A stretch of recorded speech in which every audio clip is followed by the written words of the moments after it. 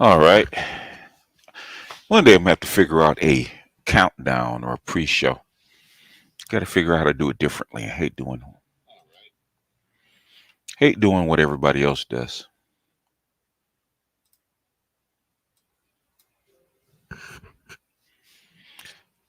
Anyway, all right. Let's go ahead and get it started. Roger's not in today, so I haven't done a shatter point in a while. So thought I'd take out a couple hours during the day to actually do one. I think the last one I did was actually a one for the Patreons. I might do a Patreon stream. I think this Sunday, maybe Saturday or Sunday. I think I'll do a Patreon stream behind the wall. So anybody that's on Patreon and you want to do a behind the wall stream, I think I might do it Sunday, maybe Sunday afternoon. I think about see what the schedule looks like, and I think I might do it Sunday. So I might do a Patreon behind the wall. But let me go ahead and welcome everybody. And since this is an AMA, ask me anything. So as soon as I welcome people, you can shoot your questions. We got Malcolm Shadowban. You ain't shit. Got to speak on Dave Chappelle. I just saw it, so I haven't really digested it. But Dave went in on everybody. Dave kind of, I think that's why he called it the closer. He wasn't going to do anything for a while, so he actually insulted just about everybody. Uh, uh, Especially when he talked about. I'm trying to think what the name of the guy. He said something. The big black nigger. I was just going to use that. Uh, Tooth Trib, what's up? Brotherly Love, what's up? Camper Supreme, Calvin, Toya. And we ain't talk about you, Toya. Tali, what's up? Robert, what's up? Yasuki, what's up? Sir Obadiah, what's going on? Smitty, CR, Ian, what's happening? Killdeuce, Killdeuce is one of my day ones. I think Killdeuce been with me since my MGTOW days, if I'm not mistaken. Adam, what's the hybrid ninja? Chemistry, Q Savage. Chemistry is another one of my day ones. Mr. Terrific, Justin, Brian, Mick Donnie, Mr. Donnie Mac. What's going on, Mr. Donnie? Javon, what's going on? Real, Red Pill Don. See what else we got. Valeri, what's up? What's happening, man? Where you at, Valeri? Are you still in East Europe? Where's a good place to live in Eastern Europe, Valeri? Killdeuce. I didn't. I haven't seen that one. Oh, Joe Biden. We'll speak on that. Let me greet everybody. Cornelius, Mr. Blue Collar, Terrence, Real. Uh, who else we got? C. Smith, what's happening? C. Smith, thank you for the cash app, sir. I don't think I've talked about it, but if I haven't, thank you for the cash app. Thank you for your cash apps. He's been mighty, mighty good to me. Bruce, what's happening? Adam, what's up? Chaos. Let's see what we got. Eric. Oh, Eric, what's happening, Eric? Ebony. Greg, HLM, AB Media, what's up? Reach with Fire. Everybody wants me to speak on. Uh, Actually, it's not the worst. Believe it or not, you just had the worst. I don't know why they call it Biden's worst ever. You just had the worst. There's things that you're gonna like every president. There's gonna be things you like about a president and things you don't. Because I never judge a president with good, bad, or indifferent. I judge him by how he handles um, what he does when he's in office. That's what I judge a president on. You can't judge a president a year into his presidency or less than a year into his presidency. It's impossible. If that was the case, uh, by far the worst president ever probably would have been Trump the first year. This absolutely. They don't even talk about it. Then we had generals hiding nuclear codes from Trump. Okay, you did. So talk about the worst president ever. You guys look at the press clippings and you look at what goes on Fox and shit like that. You guys don't even see what's going on behind the scenes. Okay, let me ask you a question because you guys want to talk about Biden. One of the things that number one, I don't think Biden. There's a couple of things Biden is probably too smart to to actually publicize. Right. One is the thing with the banking and the IRS going into your banks. Okay, that everybody knows if you're gonna actually put that in, it's gonna have to be undercover. It's gonna have to be buried into a whole lot of uh, legal details where nobody can see it. You don't actually make that front and center as far as what you're doing in any bill, right? Because it's a bill killer. Okay, uh, saying you're gonna take 30 billion from HBCUs is a bill killer because the Congressional Black Caucus is going to kill it. Okay, so Biden even announcing it, you got to remember it's not just Biden because Biden didn't put it in there. Okay, it's in the bill. Democrats put it in the bill. And why they did it, I do not know. But the thing is, those are bill killers. Biden is smart enough to know that these are bill killers. So this bill, the $3.5 trillion bill, is probably not going to go through. I don't really think he wants it to go through. There's a lot of stuff that happens. You got to remember who you're dealing with. Okay, Biden is an old fox. Okay, and Biden is actually the master of misdirection.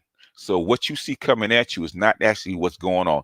Biden is very good at sleight of hand. So the thing is, why would he put in two elements into a bill that are bill killers? That makes sense because it can't pass Congress. Biden cannot take any money from the HBCUs. It's got to be in the Congress has to do that.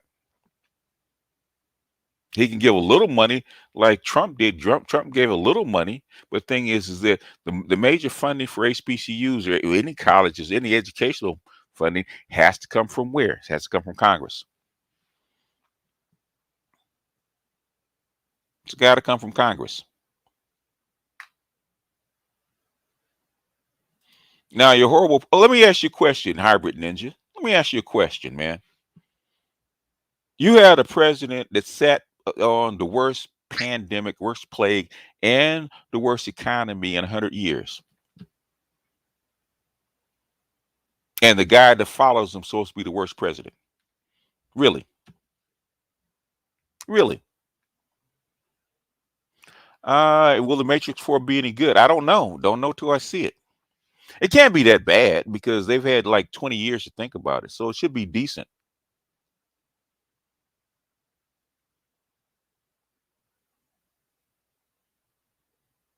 You had no idea there was a shatter point. Nobody provoked me. I decided to do it. I just said why I did it because Roger's not in and I hadn't done one in a while. That's why. I just said it. I said it right at the very beginning, but I guess you weren't here. You guys are late to class.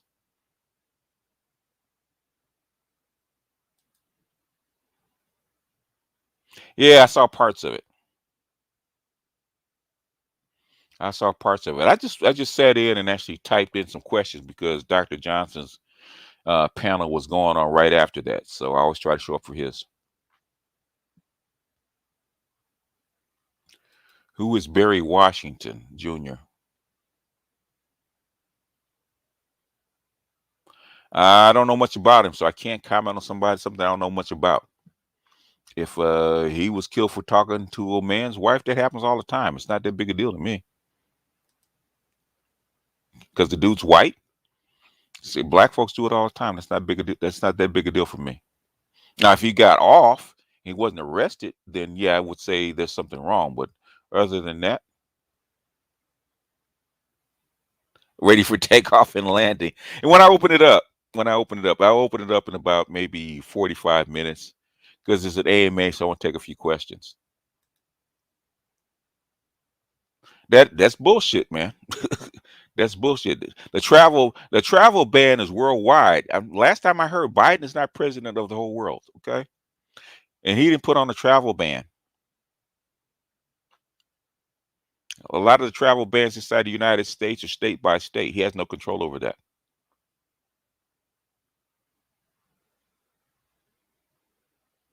Be Wilder with Tyson Fury.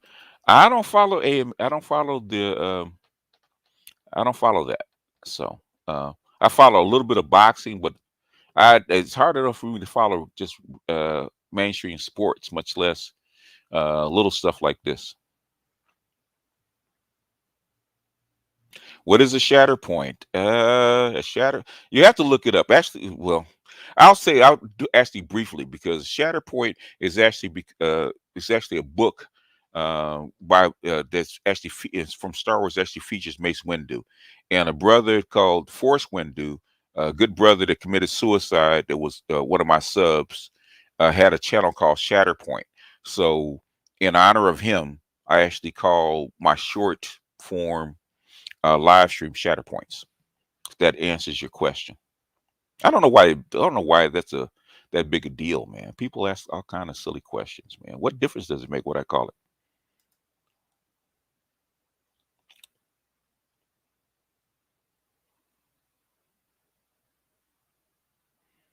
Yeah. Well, the thing is, it's whether you're an atheist or not. An atheism is a belief, whether you think so or not. Still a belief. And there's very good atheists that study religious texts, or agnostics that study religious texts. So the way the world works, or the way the universe works, has nothing to do with a religion.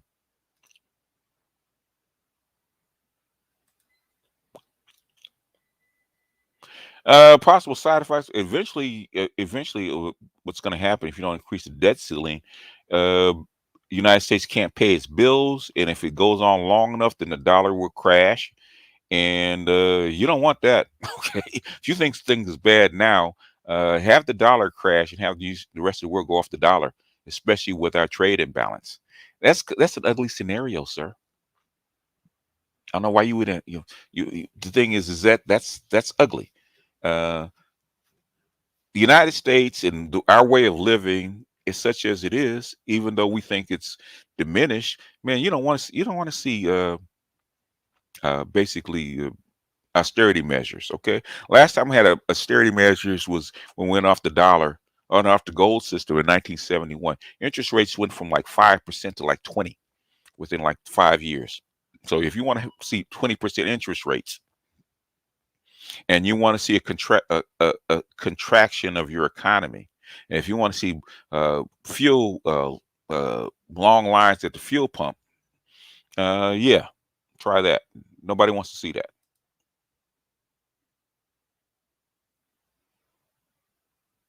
Everybody does some slave-like things, man. That's the way the economy works. The economy wouldn't work if it didn't. This world global economy works on debt. Just far more complex. The simplistic things actually say it, but thing is, how the world works is far more complex. Everybody can't do the same thing.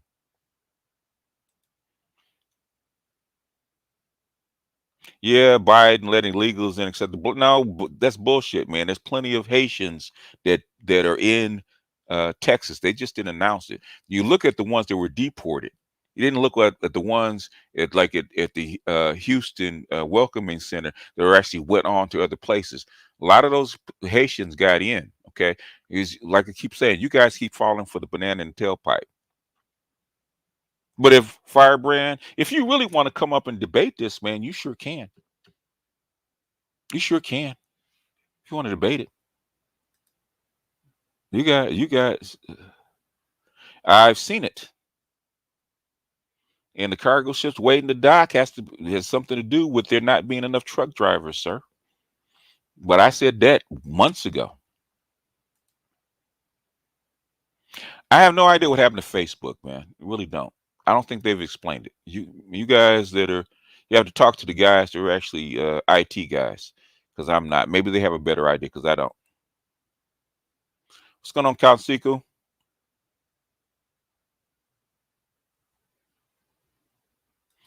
It's not collapsing. It hasn't. If a supply chain collapses, you'll know about it because your stores will be empty.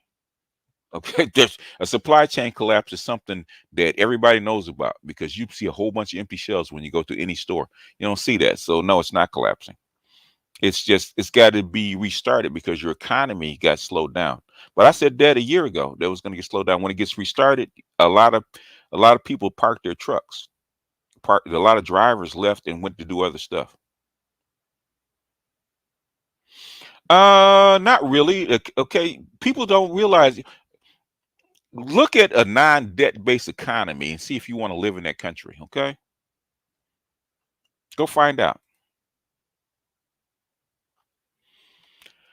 That's a long. I might do it later because that's a long explanation. Okay, austerity measures. You can actually look it up. Austerity measures mean you cut down on spending, you cut down on loans, you raise interest rates, you cut down on the money supply. Okay, those are austerity measures. Look at Greece. Greece is a good example of an austerity measure. Something you don't really want to see. Okay, because your money is no good. So it's a long explanation.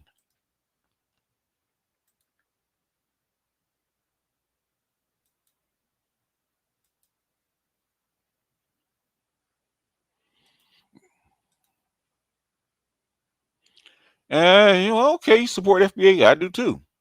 I don't know what that has to do with anything.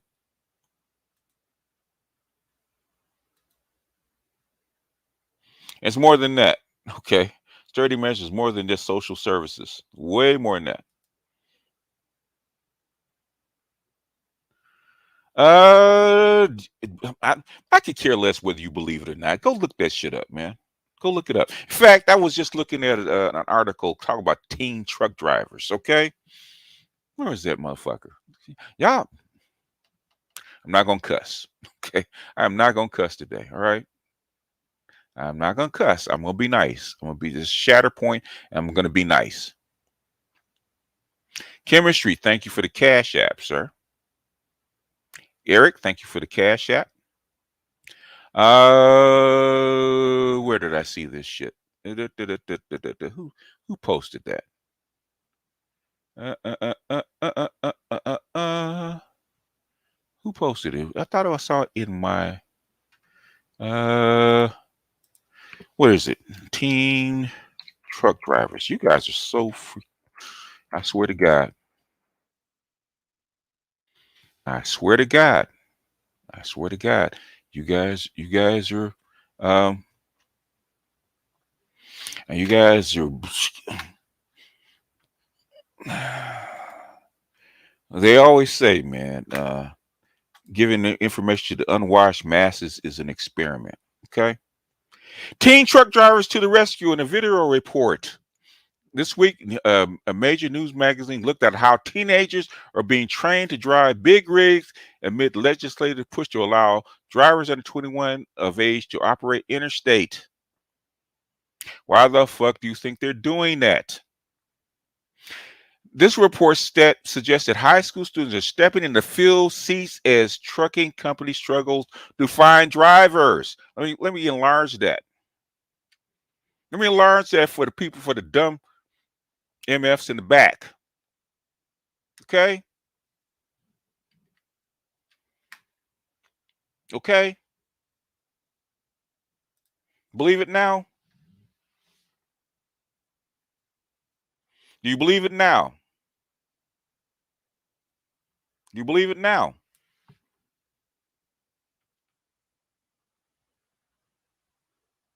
Do you believe it now? Do you believe it? GT, do you see that? Did you see it on do you see it on the screen? Do you see it? Did you see it on the screen? Now you saw it on the screen. I don't believe it. Shut the oh, anyway, back to uh back to what I was doing.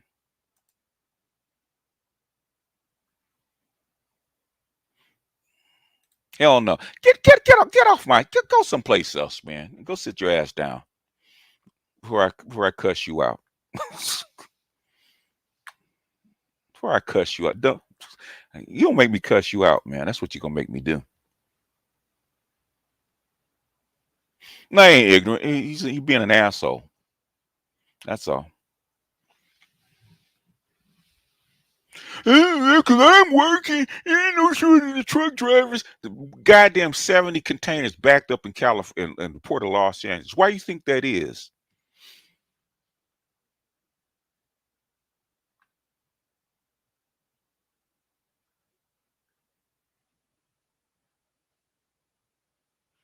Anyhow, I said that 2 years ago, man. There was going to be a shortage of truck drivers because the economy shut down. Truck drivers are not going to stand there and wait for 3 4 months in the unknown. Uh, Running a rig that's expensive. They're going to shut down the trucks. They're going to get up, walk away, find other jobs as they're supposed to, which they did. Now they're going to have a hard time getting those people back. Anyway, let me go back to where I went. The STEM fields have to grow because the tech is going to grow. They have to grow. They don't have enough tech people. That's how come they're damn near pushing people with certifications into the tech field because they can't push enough people through the schools to get tech jobs. So they're trying to shorten the time. Of course there is. Yeah, well, it's a window. So if you're gonna get in, now's the time because the demand is nuts.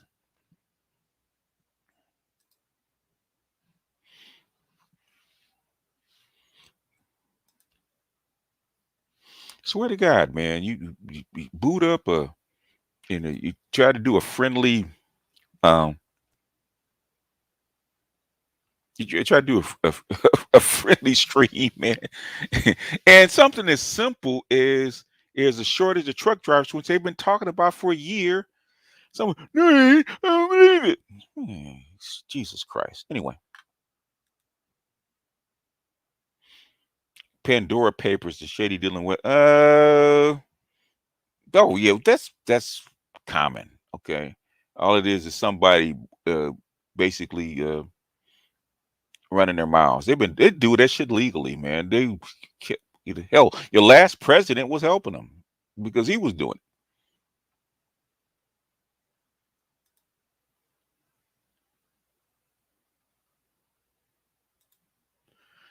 Yeah, electrical engineer is a very good option, except for one thing. Most people don't qualify to be an electrical engineer. That's a very tough field to get into.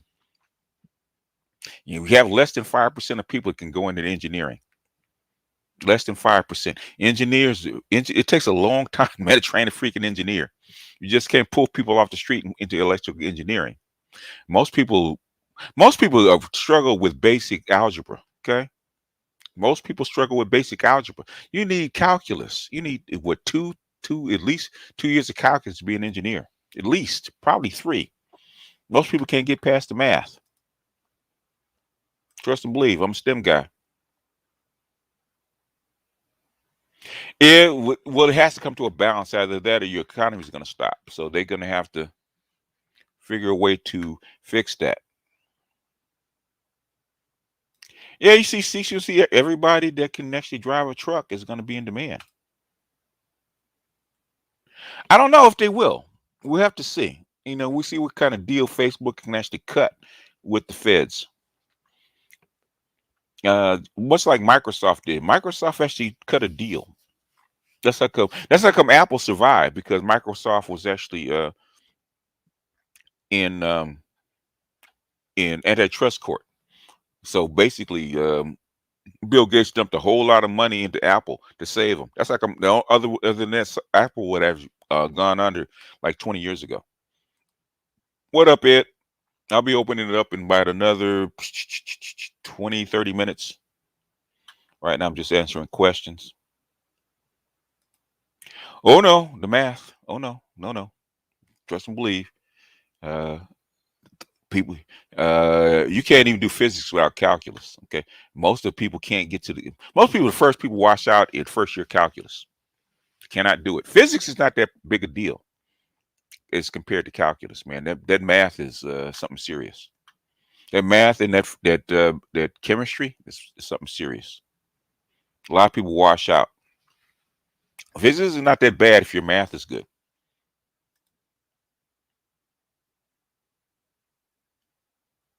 Calc 1, 2, and 3, and differential. That math, physics is not that bad, but that calc 1, 2, and 3, and differentials, that's brutal. That's brutal. Those are your washout classes. How do I know? Ask me how I know. I'm a chemistry major. Okay, I know what I struggled with, and physics was not one of them. Physics was actually not that bad. You try second year calculus, man. Calculus 2. With all those equations, and hopefully your math is strong enough, right? Because if you get into even calculus 1, but especially calculus 2, if your math is not strong, man, you're gonna get your bejesus kicked. Okay, you can get your ass whipped. Okay, that math is washout. Okay.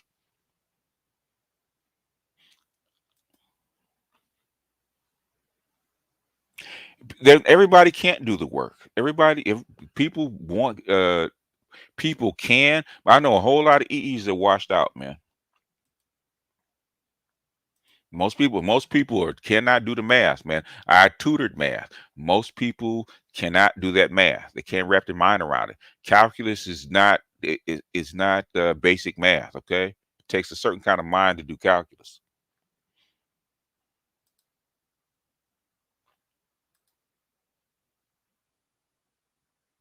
Linear, I found linear wasn't as bad. Okay, I found linear algebra wasn't as bad when I took it. I actually took linear algebra. Linear algebra is actually good for if you're gonna go into IT and doing databases, okay? Because most of your databases, relational database is actually based on linear. Linear is not that bad. It's a headache, but it's not that bad. Your calc 1, 2, 3, man, those are brutal. Those are fucking brutal. Okay. Calculus, if you can do calc 1, 2, 3, basically the rest is just a matter of work. But because calculus is unlike any other math that you can do. Calculus itself doesn't, you know, based on the curve, uh, unlike anything else. Man, I could show you sheets of my notebooks. Be doing just one fucking problem in calculus, man. Whereas linear algebra, as long as you understand the matrix, matrix formulas is not that bad. But calculus, jeez, woo, those you can't even get to the rest of it without going through calculus. So most people get washed out anyway. So there's not that many because I think you look at your STEM majors, especially your upper STEM. Okay, you talk about less than 5% of the college goers. Okay, it's not that many people. It's worth it if you can make it, but most engineers, it takes the average engineer takes about 6 years to get out of engineering school. You can't do it in 4 years.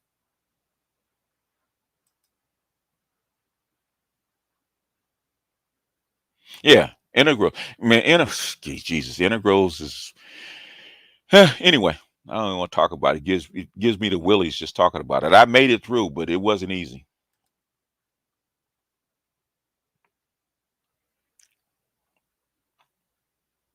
If you can wrap your mind about if you can wrap your mind around integrals or differentials are not as bad, but integrals, if you can wrap your mind around integrals, basically except for the double and triple integrals, yeah, the rest of the math you should be able to do.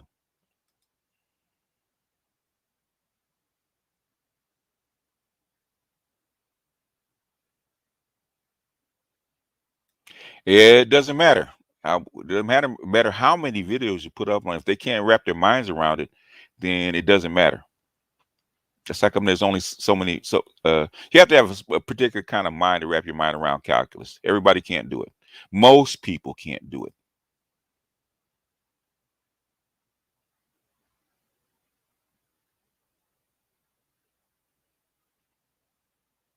He's in hospital. I just said he's in hospital.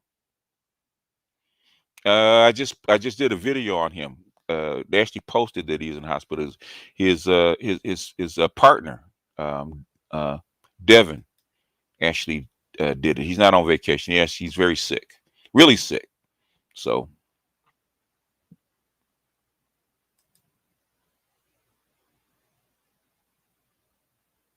yeah, yeah. It takes. I'm not saying you can't do it, but I'm saying is the washout. I mean, the washout in just the beginning courses, like first calculus one, man, the washout is over 50%.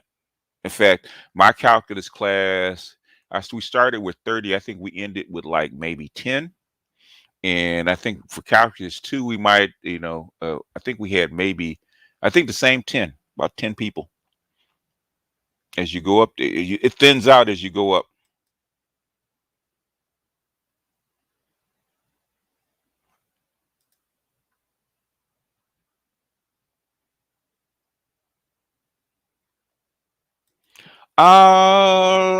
They would have just had to, they had to spend more money finding people. You can find people. They just, it's cheaper to actually bring them in someplace from someplace else.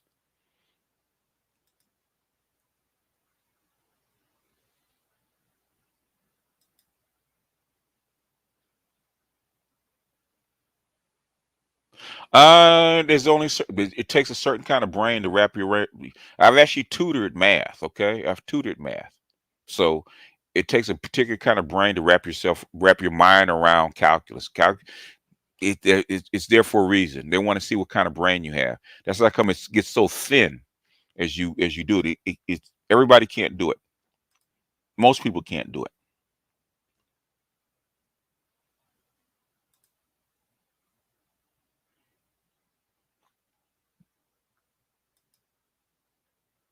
Yeah, I mean, it's much easier to get a computer science degree. In fact, that's STEM. Most of your STEM guys are actually in IT nowadays. Those engineering, chemistry, and physics, math, chemistry, physics, or physics, math, and chemistry are actually the three hardest courses um, in any institution, right? Depending on where you are, right? Those are three. Engineering falls right below that. And the courses you have to take, man, will weed you out pretty quick. Just first year chemistry alone, man, it could weed people out. Any engineering, it doesn't matter. Your base courses of engineering are all the same.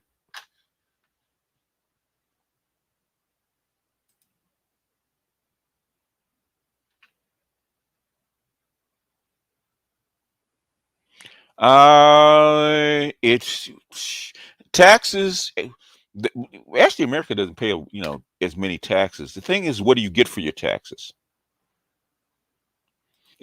Yeah, it's a lot. Organic chemistry is a lot of memorization.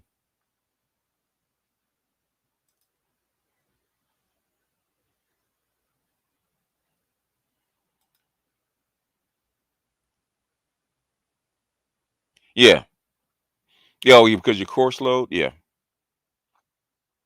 it's not.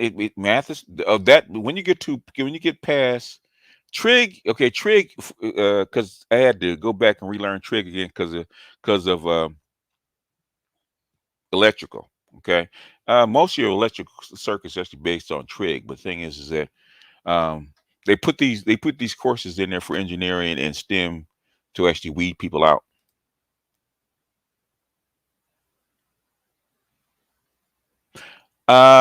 Most of them guys but they actually added computer science to STEM.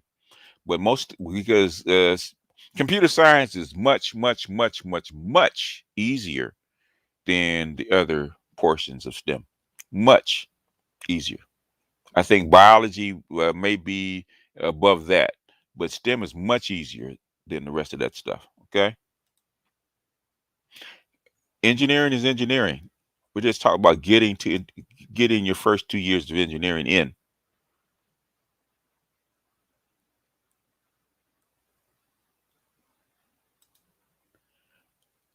Moles, I didn't have that problem. Big problem with moles. Okay, the biggest things is learning the spin of the electrons. and the structure of the electrons, and actually figuring that kind of stuff in. And then basically you got to memorize different combinations of different chemicals, because they're not all the same. You can get an empirical equation, but the thing is, how does that equation play out when you actually put them together? And depending on the shell of the electrons and stuff like that, and the other, secret sauce of how things combine, it can get crazy. Moles were not that big a deal, at least not for me. Sir, I tell you, I could write a paper on Macbeth a lot easier than I can do triple integrals. Okay.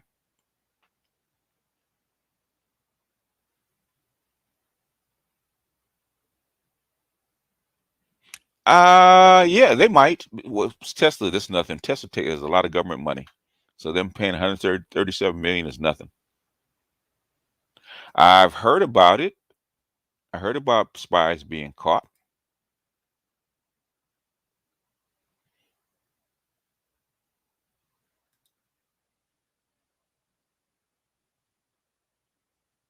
They're gonna try, but they didn't really tighten the rules that much, man. If you listening to right wing people, they say they tighten the rules. Man, you listen to left wing people, they really didn't do much, man. Trump had to basically bribe companies to bring their money back in. Trust and believe, Obama didn't tighten that many rules. Still has, and it's still pretty loose.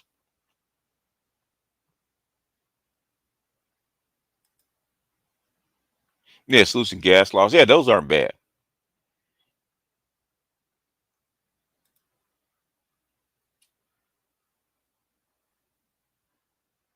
Yeah, a lot, but you have to have a lot of oversight, man. You can't have people building stuff and making stuff that'll blow up and collapse. They have to be a lot of your engineers that learn that stuff actually went into finance because the math is the same.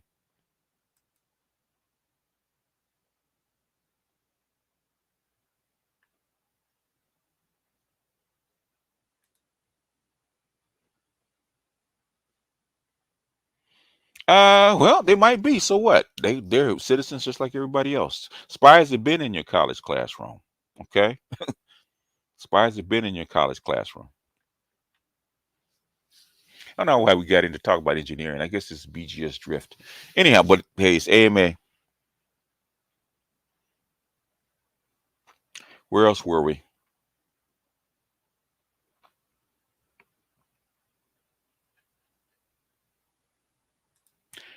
How do I feel about the occult and ancient spiritual systems? The occult is just nothing but secret knowledge, and it depends on how deep you want to go into. Because there's a brother that comes on, Light Bearer, who's into other things. Okay, the really the dark side of the force. How deep do you want to get into it? The cult's nothing but hidden knowledge. So we use a lot of the stuff. A lot of the stuff is actually built into our rituals. We just don't know it.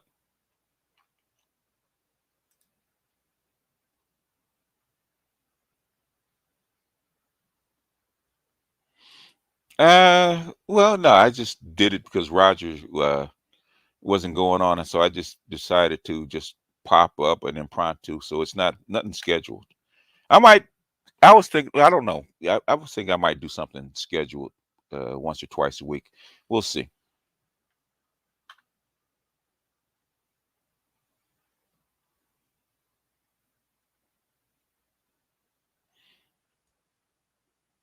Um, most electric and computer engineer. It depends. If you're designing chips and stuff like that, that gets into. You have to get. That's almost like the PhD level. But trust and believe, being an engineer, uh, most engineers, the basic engineers, the course load is much tougher than a base level CIS degree. But it depends on where you go.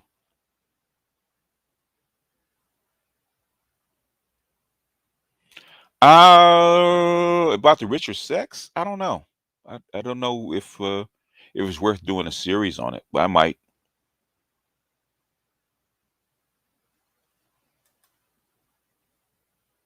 Oh, if it works for you, it works for you.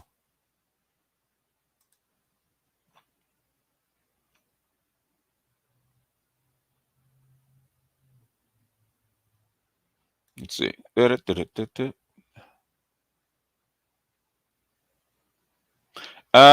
Computer hardware engineers are actually electrical engineers. If you're into computer hardware, that's electrical. You got to be an EE for computer hardware. If you're going to be an engineer in computer hardware, you're an EE, electrical engineer.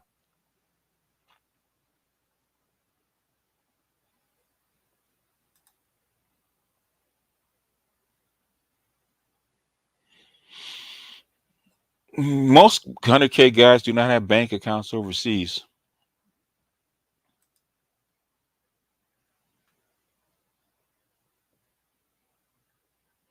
Anyway, where are we? Give about 10 more minutes and then I'll open it up. I'm not going to be here that long. No, the president is not responsible for gas prices increasing because we had very little to do with it. Most is your state regulatory, uh, mostly actually your states has more to do with your gas prices rising, and then your arbitrary your commodity prices, your commodity scales actually have more to do with gas prices going up or down. Can a president intervene if it gets out of hand? Yeah, he can, but that would take a whole lot. I don't remember Liberia's channel,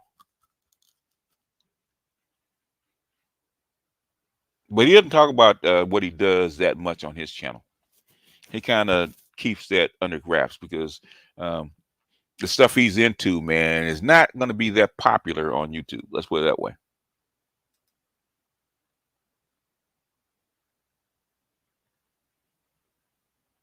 Know anything about technical sales? Nope, sure don't.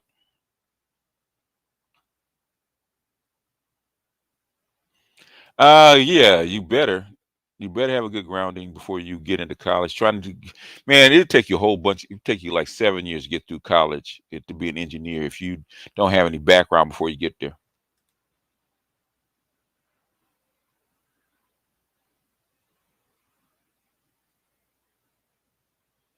Oh yeah, the teacher does make a difference. Your teacher does make a difference. Most people teach math wrong.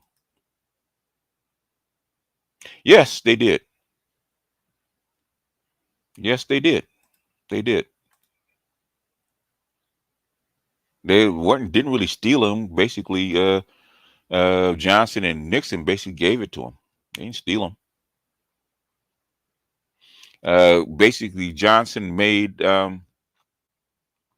by changing his executive order and by putting sex. Sex was not supposed to be gender was not supposed to be in civil rights. Johnson put it in there in 1968. Actually, did videos on this stuff.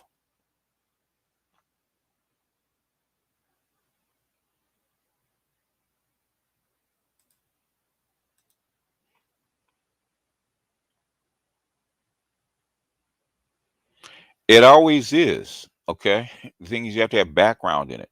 And most of that stuff is weeding out.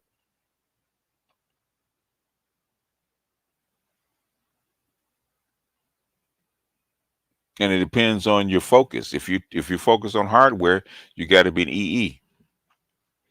If you focus on software, it's not as big a deal unless you're going into high end computer engineering, which takes a PhD. Going to high end stuff like uh, artificial intelligence and stuff like that. You need a PhD. You can't walk in with a bachelor's. Yeah, there. What's the right way to teach math?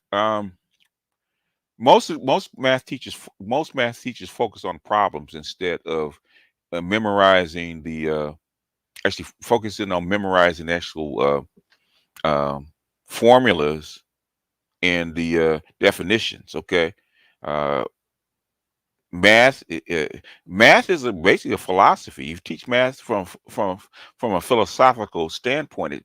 People actually grasp it much easier.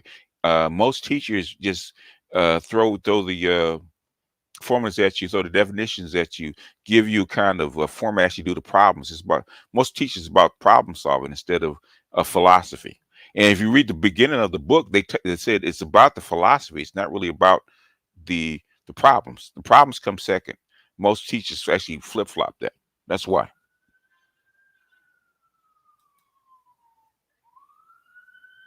It depends on the crypto. It depends on the stocks or the ETF. They're all different. Okay, you can't in one sector is not any different. It just depends on what's going up and what your strategy is. If you're not going to trade, I would not put my money in crypto. Okay, if you're not gonna trade, you want to go to sleep. You're not trading. You put it into a stock or you put it into a ETF. ETFs and stuff like that are uh, for less risk.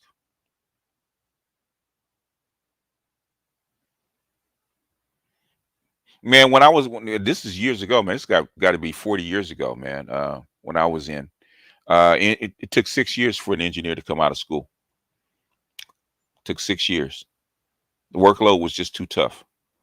And I think they should strip down for engineers, strip down some of the softer, more liberal arts stuff, man, because you got enough. When you have to go into English, I mean, English is basic English stuff like that, but all the other soft stuff, okay, you have enough load on you. Your study load is enough, okay, especially unless you're like a genius. Um, I think they should strip some of some of those liberal arts classes out of the engineering curriculum. Give people more time to focus on stuff that actually will actually get them toward their degree.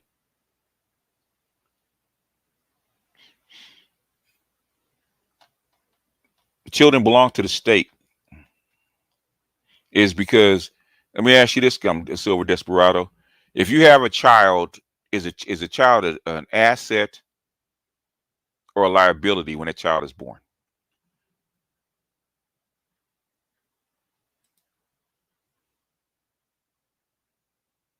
Yeah. Math is a philosophy. If you teach it from that standpoint, actually, it's an esoteric philosophy, believe it or not. The best mathematicians were actually philosophers.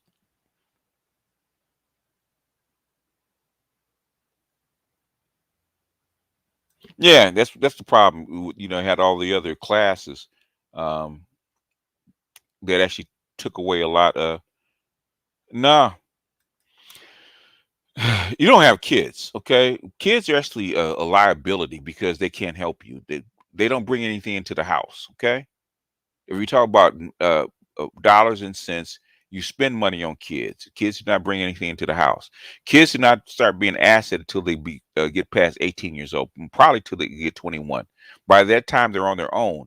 Who benefits from that? From you raising a child to 18 or 21 years old? It's the state because they become good citizens and taxpayers. That's why they belong to the state. And if you don't treat them well, guess who's going to come and take them? Okay, it's not going to be your family. It's going to be the state. Children belong to the state. I've heard of it. I'm not that versed in it.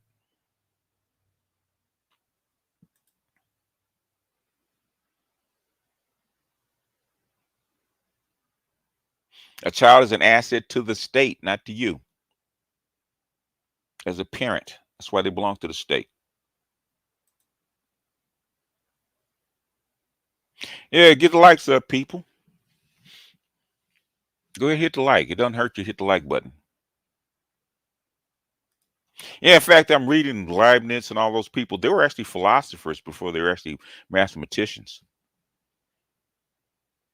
Now, Descartes, okay, with the Cartesian, okay, they're philosophers. All the mathematics come from ancient Egypt, uh, philosophical uh, philosophies. It's a philosophy well before before you actually work it out as far as a viable or a physical mathematical situation. Like um, all your particle physics is actually philosophy. Ancient philosophy goes all the way back to the noon. If basically if you want to understand physics, go back and actually review Memphite theology. If you understand Memphite theology, you can actually understand physics. Same principle. I didn't do a video on President Nixon.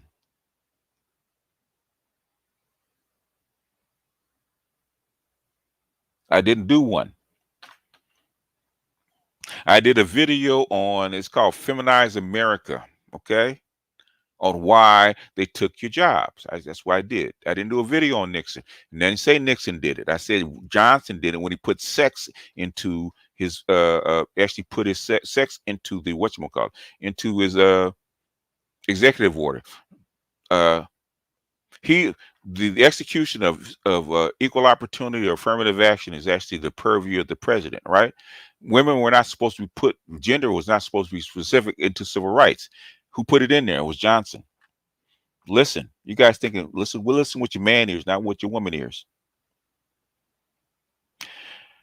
Feminized America. Okay? Go look for it. I've talked about it like a million times.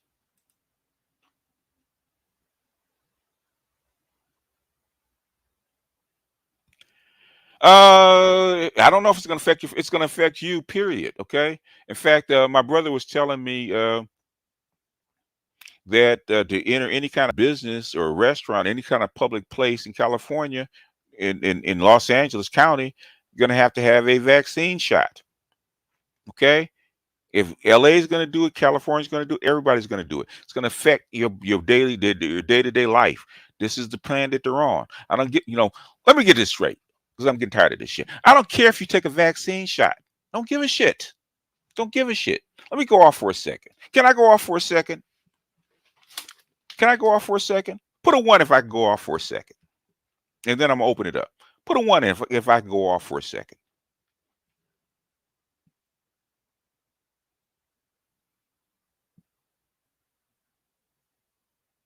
Put a one if I can go off for a second. I don't give a fuck if you don't take a goddamn vaccine. I don't give a shit. I don't give a shit. I don't care if you don't wear a mask. I don't give a shit if you take a vaccine. I don't give a fuck. Let's put it this way. I don't put this shit up. I don't put the stuff up so that that I care what the fuck you do. Okay? I don't give a fuck. You feel me? I don't give a fuck. I say it because this is the track that they're on. Trump said it before he got office. When he first got into office, Biden said it. This is the track that they're on. They're going to make you take a vaccine because they need to verify you and that you can actually go into a public place. I don't give a shit. If you don't want to do that, if you want to live a restrictive life, don't take the goddamn vaccine. I don't give a fuck. I don't care. Well, I'm not taking the vaccine. I don't give a shit. I don't know you. I don't care. I don't care what you do. Stay home. Stay home if you want to. I don't care. I don't give a fuck. Well, you can't make me take the vaccine. Nigga, I don't give a fuck you take the goddamn vaccine. Stay home. Well, they can't make me take it. They're not going to make you take it. But they going to make you can't walk into the store or that restaurant or that club, all the other shit that you like to do, get on that plane. If you don't have if you're not certified, and when they put it in the goddamn phone, you can't fake it because you're gonna have a QR code. And if you have a fake card, you're going to jail. They're already sending people to jail for using fake IDs. You won't be able to work. Anything with federal money going forward, which is all your schools, most of your institutions that take federal money. If you do not have a vaccine, then they're going to lose money. And they're not going to lose billions of dollars because of your ass. They're going to fire you. Kaiser just let go 22,000 employees because they won't take a fucking vaccine. They got no choice. Got to kick them out. It's up to you. You don't want to take a vaccine? Don't. Good. I don't give a fuck. Thinking Afro Man. What did I just say? What did I just say? Repeat back to me what I just said for the last 10 minutes. Repeat back. Repeat it back to me. Repeat it back to me. What did I say? Repeat it back to me. For the people that are slow.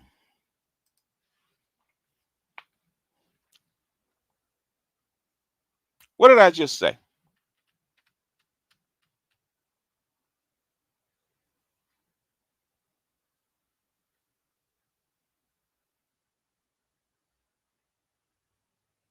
This feminized society is raising some slow thinkers. What did I just say? You act like I'm a goddamn babysitter. What did I just say? What did I just say? I don't give a fuck. Don't take it. Don't take it. Suffer the consequences. Don't take it.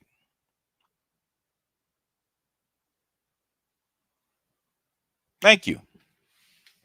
Now, if you don't want to take it, don't take it. Suffer the consequences, just like everybody else. Well, don't carry your phone. Easy. Don't carry a smartphone. Google's not attached to you. Don't carry your smartphone. You guys worry about them tracking you. Okay. How many people? Carry a smartphone? Put a one. How many people carry a smartphone or any kind of phone, any kind of cell phone? How many people carry one?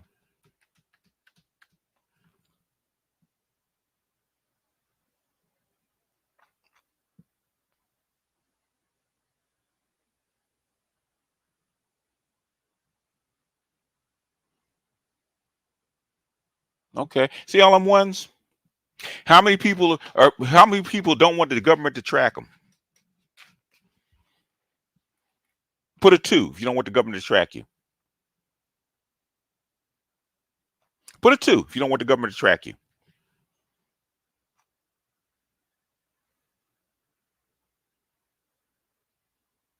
Put a two if you don't want the government to track you.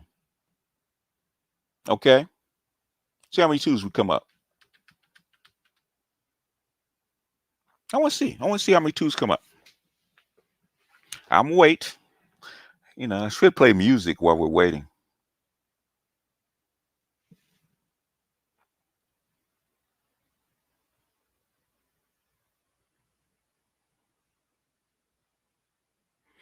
You know what, Afro man? I'm gonna put. You're gonna chill out, or guess what, man? I'm going to go ahead and remove the message, let you know, and you're gonna chill out. Okay.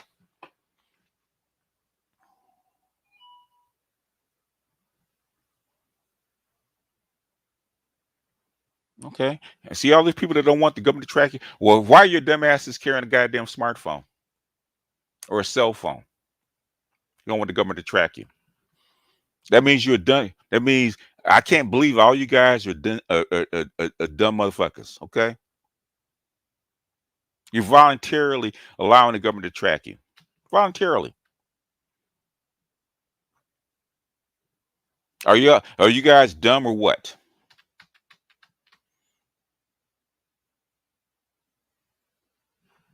Are you guys dumb?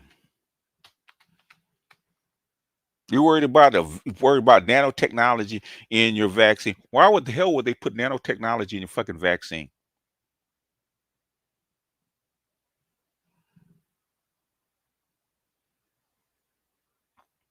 And if Afro whatever his name is knew that can detect the nanotechnology in the vaccine, how come he's not publishing a goddamn paper? If you have a PhD in it, you can detect it. How come you don't get a vaccine sample from whoever it is and actually test the goddamn sample? Where's your test? I don't believe that you do have a PhD in it. Where's your test?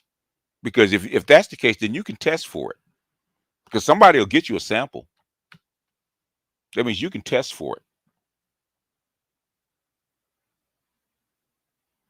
Yeah, 50 cal might be off safe, but I can't buy it in California. Lindy, don't start, man. Don't start. Don't start. I'm getting ready to open it up. But you got it kills me what you got. I don't want to be tracked, but I got a smartphone. Duh. A governor, who was it? A governor in where was it? He was a governor, not Alabama. Where was he? Mississippi. I think he said the same thing. He said he wanted to say you dumb motherfuckers. You carry a goddamn smartphone. What are you worried about being tracked for? Okay. They have something called geofencing. In fact, Adrian just sent me two all these articles where if you have a smartphone, they have geofencing. The whoever Google whoever it is, man, can always go back and actually find out where you were at a certain place and time, man. Just because you think you've turned tracking off doesn't mean it's turned off. Just like they say that you can turn off your contact tracing, man. You can't turn that shit off. The only thing you can do is actually not carry the goddamn phone. The only thing you can do.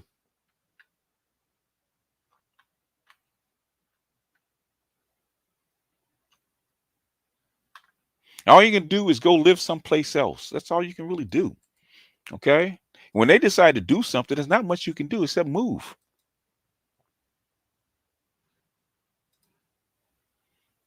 Yeah, it not only sends it, it stores it, even if it doesn't send it. It's not going to send it every 5 seconds. What it's going to do, it's going to store it. And every so often, it's going to upload where you've been, for the last, what is it? It could be hour, a day, however, whatever periodic upload, right? There's a periodic upload to not to just Google, but also to your phone company. Your phone company has all your locations. If you got a cell phone, basically every place you have been, your cell phone company knows that stuff. Google may not know it, but the thing is, your cell phone company does. They can go to your cell phone company and track every place you've been over the last 6 months. Store it. Your phone stores that shit, man. They went to trial over that. So you guys saying that I'm not going to do this, it's like it's to the point, man. That I'm getting a headache. Okay, you guys, when they, I'm not gonna cuss. I'm gonna be nice. I'm gonna come off my I'm gonna put the belt away. I'm gonna be nice because this is a ShatterPoint, supposed to be friendly. I'm not supposed to be cussing y'all out. So I'm gonna be nice.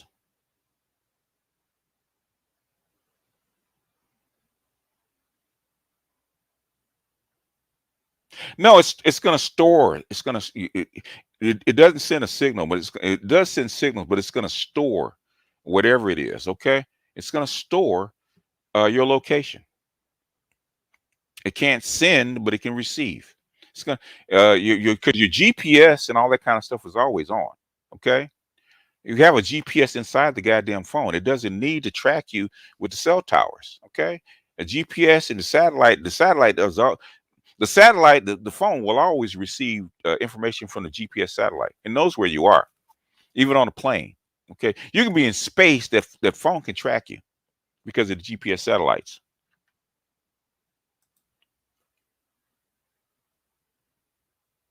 You don't need to connect to anything. The GPS the receiver inside your phone will is always on, so it doesn't matter.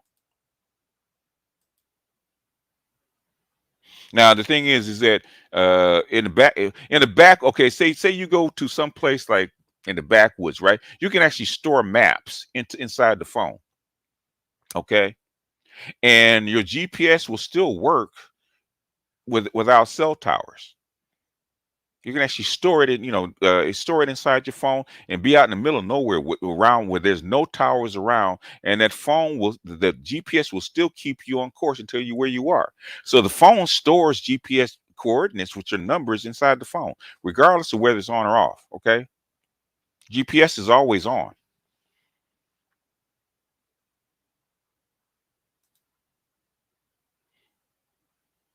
It does. If some people do, some people don't. Sometimes I do because they know where I am, so they can't just pull any kind of come looking for my ass. Anyway, it's in the links in the chat if y'all want to come up. Go ahead, Mr. Z. Are we still having a conversation about COVID? Oh man, it's a liberal country, man. It's a liberal country. But if y'all want to get up and argue about, Oh my um, God, I can't believe we still having this conversation, BGS. It's over a year. yeah, in other words, just because you remove the main battery, you have no idea how many batteries actually on that circuit board. You don't have no clue because you remove the main one doesn't mean that the phone is actually dead. Okay, because if you do any kind of circuits, you can put batteries all over the circuit. Small miniature batteries actually keep just certain circuits on, like a GPS. You could actually put a battery in, keep a GPS alive for a year. Hey, what's going on, BGS? Hey, what's up, Albert? Uh, well, I can't talk. I just did a video about the Yeah, vax. yeah, yeah. I kind Let of me go in. thank let me thank Aquatechie for the John and Aquatechie for the cash app. Appreciate you. Mhm. Go ahead. What's going on, Kind of fellas? going What's on. going Hey, on, Mr. guys? Bell. Kind of go in the opposite direction though, because I'm getting sick and tired of Joanne Reed and John Lemon trying to shame people to take the vax when there's legitimate concern with the vax, and I know they want us to take it anyway. It is what it is, but I Yeah. don't seen lie. that Okay. video you did, AB. It was nice. Don't lie to people. I mean, if you're pro-vax, you're pro-vax, but I don't think you should be shaming people into taking the vaccine. I'm sorry. And they're I agree. okay. I agree. Shaming people is basically the nanny way, right?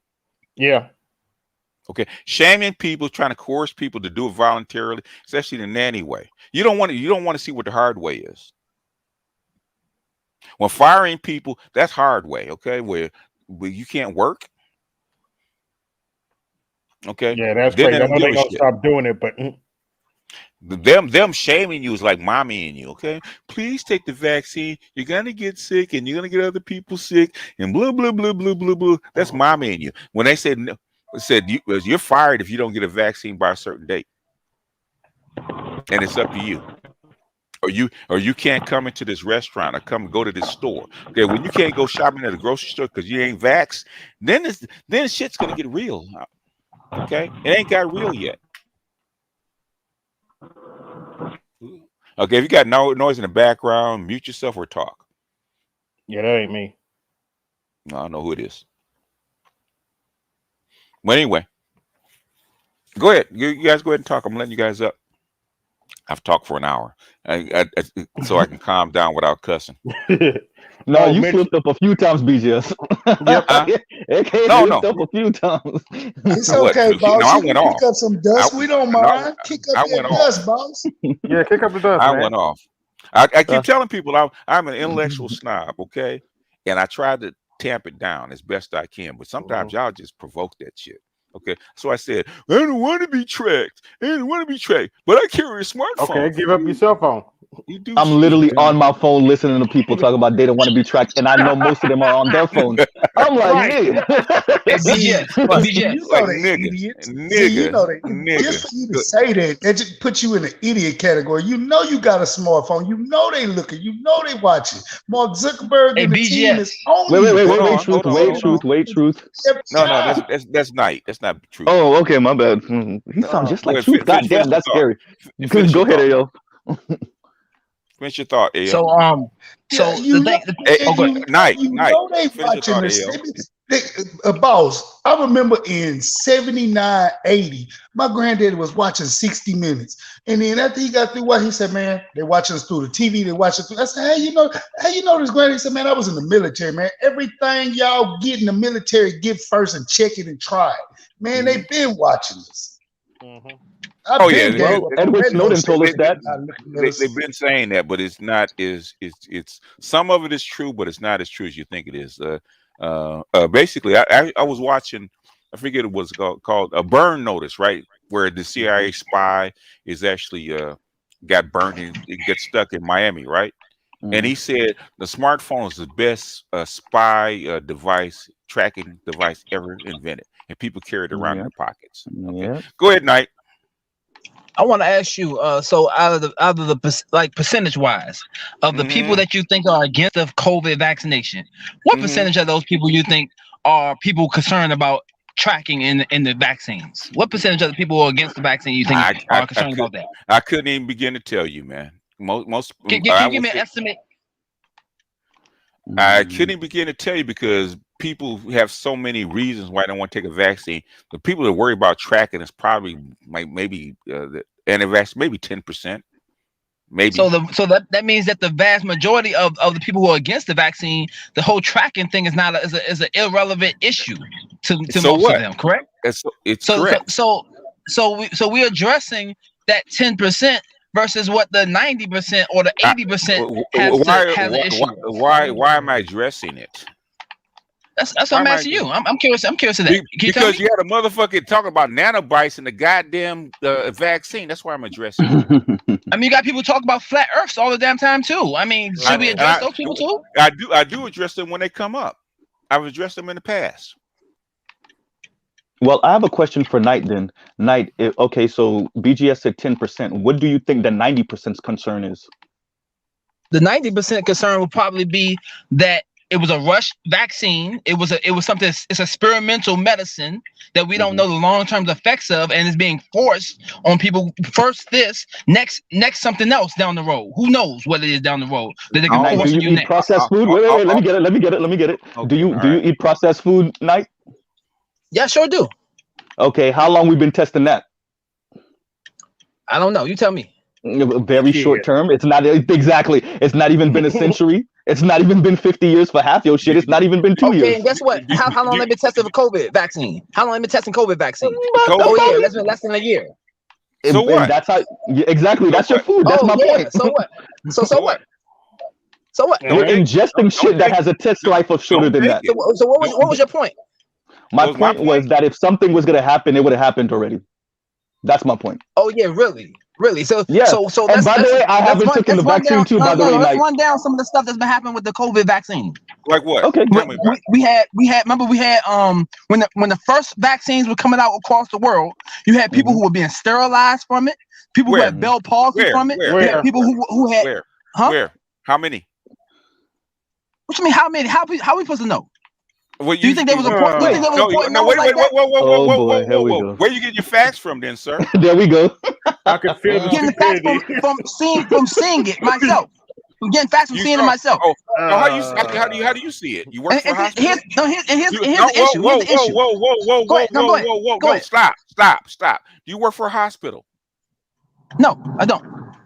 Are you a nurse or a doctor? Nope. How do you see it? We got the internet today. People can share the stuff before it's censoring. People can share that stuff. Yeah, laugh all you want, but that's the truth. How you think the Snowden stuff came out? Remember that before the Snowden stuff was official. Remember that was just nothing. I'm the one who just mentioned the Snowden stuff. You know that, right? You know you're talking to the guy that just mentioned it. I just mentioned it. I was the one who mentioned it just again. Just like before it became official, wasn't that also considered conspiracy nutcase stuff? Where are you getting your facts from, sir? I just told you. We have the internet today. Okay. Stop for a second. Number one, calm your ass down, right? Stop yelling. That's what you're gonna do. Okay. Secondly, where are your facts at if you're gonna come up here saying it's a fact? Okay. Thirdly, you basically, like you said, there's always side effects in everything, right? I don't care what you take. Aspirin will actually kill your kidneys. A lot of people had kidney transplants for taking aspirin. Okay. The side effects to everything. The thing is, you have people that. So what's the side effects from COVID vaccine? Tell me, what's the side effects of COVID vaccine? They listed the 23 side effects from COVID vaccine before the vaccines even came out. Go read it. Yeah, tell me. No, I ain't gonna tell you shit. Go read it. You know everything. Really? You're on the internet. Yeah, really. No, you know everything. No, you know everything. Go read it. Knight, do you know how the debate works? Do you know how debate works? That's not how debate works. Actually, he does know more than you. I'm not debating he does anything. know more than you. That's why we call him the master educator. Okay, so you're not debating. And what I want to ask you, you had 3 billion people take the COVID vaccine, right? There you go. Yeah. Okay, so what percentage of people are sterilized that you know of? How are we supposed to know? How am I supposed to know that? You said you know. Again, how am I supposed to know the full The number? internet, the same way you know expansion, right? Just like nobody, even the people you go by, none of them know the full number of people who are affected by COVID. Let me take people down for a second. It's only take about 3 minutes. Boy, I saw this coming. All right, I'm pausing. because I need to have him by himself because we're gonna end this in about 2 seconds, right? If you ain't got no facts, if you don't have no data, if you don't have nothing, don't come up here and debate on this shit, okay? What's the debate? The truth is the truth. 90% of people are not concerned about no tracking in the vaccine. What did I just say? Okay, that's the truth. There's side effects or did I lie? Side effects are in everything. What percentage of people had a side effect? What percentage? Okay, side effects in everything. What percentage of people? That could be what, 10%? Who knows how many people have who knows how many people have died from the COVID vaccine? How many people have died from COVID vaccine? Do you know? Again, that's not something that's been reported. It could be zero. Just like I said, anything that's not been officially stated, people consider that to be blasphemy or some type of conspiracy. You don't have nothing to argue over because you have nothing. Well, guess what? What I do have to argue over is what historical experience. A lot of people might be concerned because guess what? Remember Johnson & Johnson? That vaccine was also approved for safety, right? It still is. Okay, really. But then it had those very ill side effects to it that had to be stopped at first, right? They all but that was approved too, right? Do safety trials too, right? Why did they reapprove it? Okay. In other words, if you have a side effect or a side effect that pops up in a few patients, would you not pause the distribution of the vaccine? Is that prudent? That would make sense. So why wasn't it done during the testing? They did pause it. If they didn't want you to know. Why didn't they pause it on the testing, BGS? If you don't stop talking over him, I'm gonna drop you. It's up to you, because we ain't doing this shit today. What do you want to do?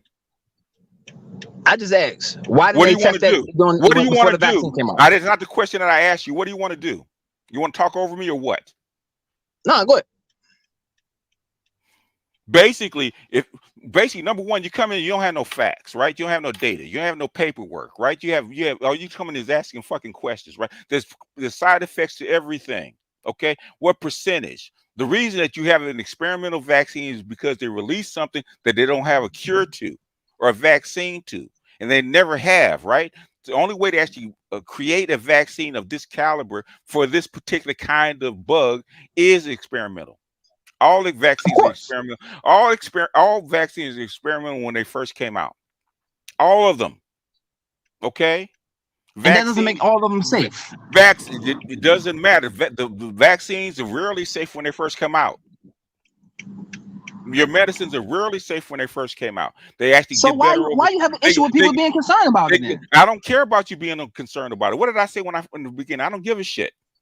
Okay, so then what's the problem? I don't see the problem with you or anybody else on the panel. In other words, this is what they say is their way out because of what happened, right?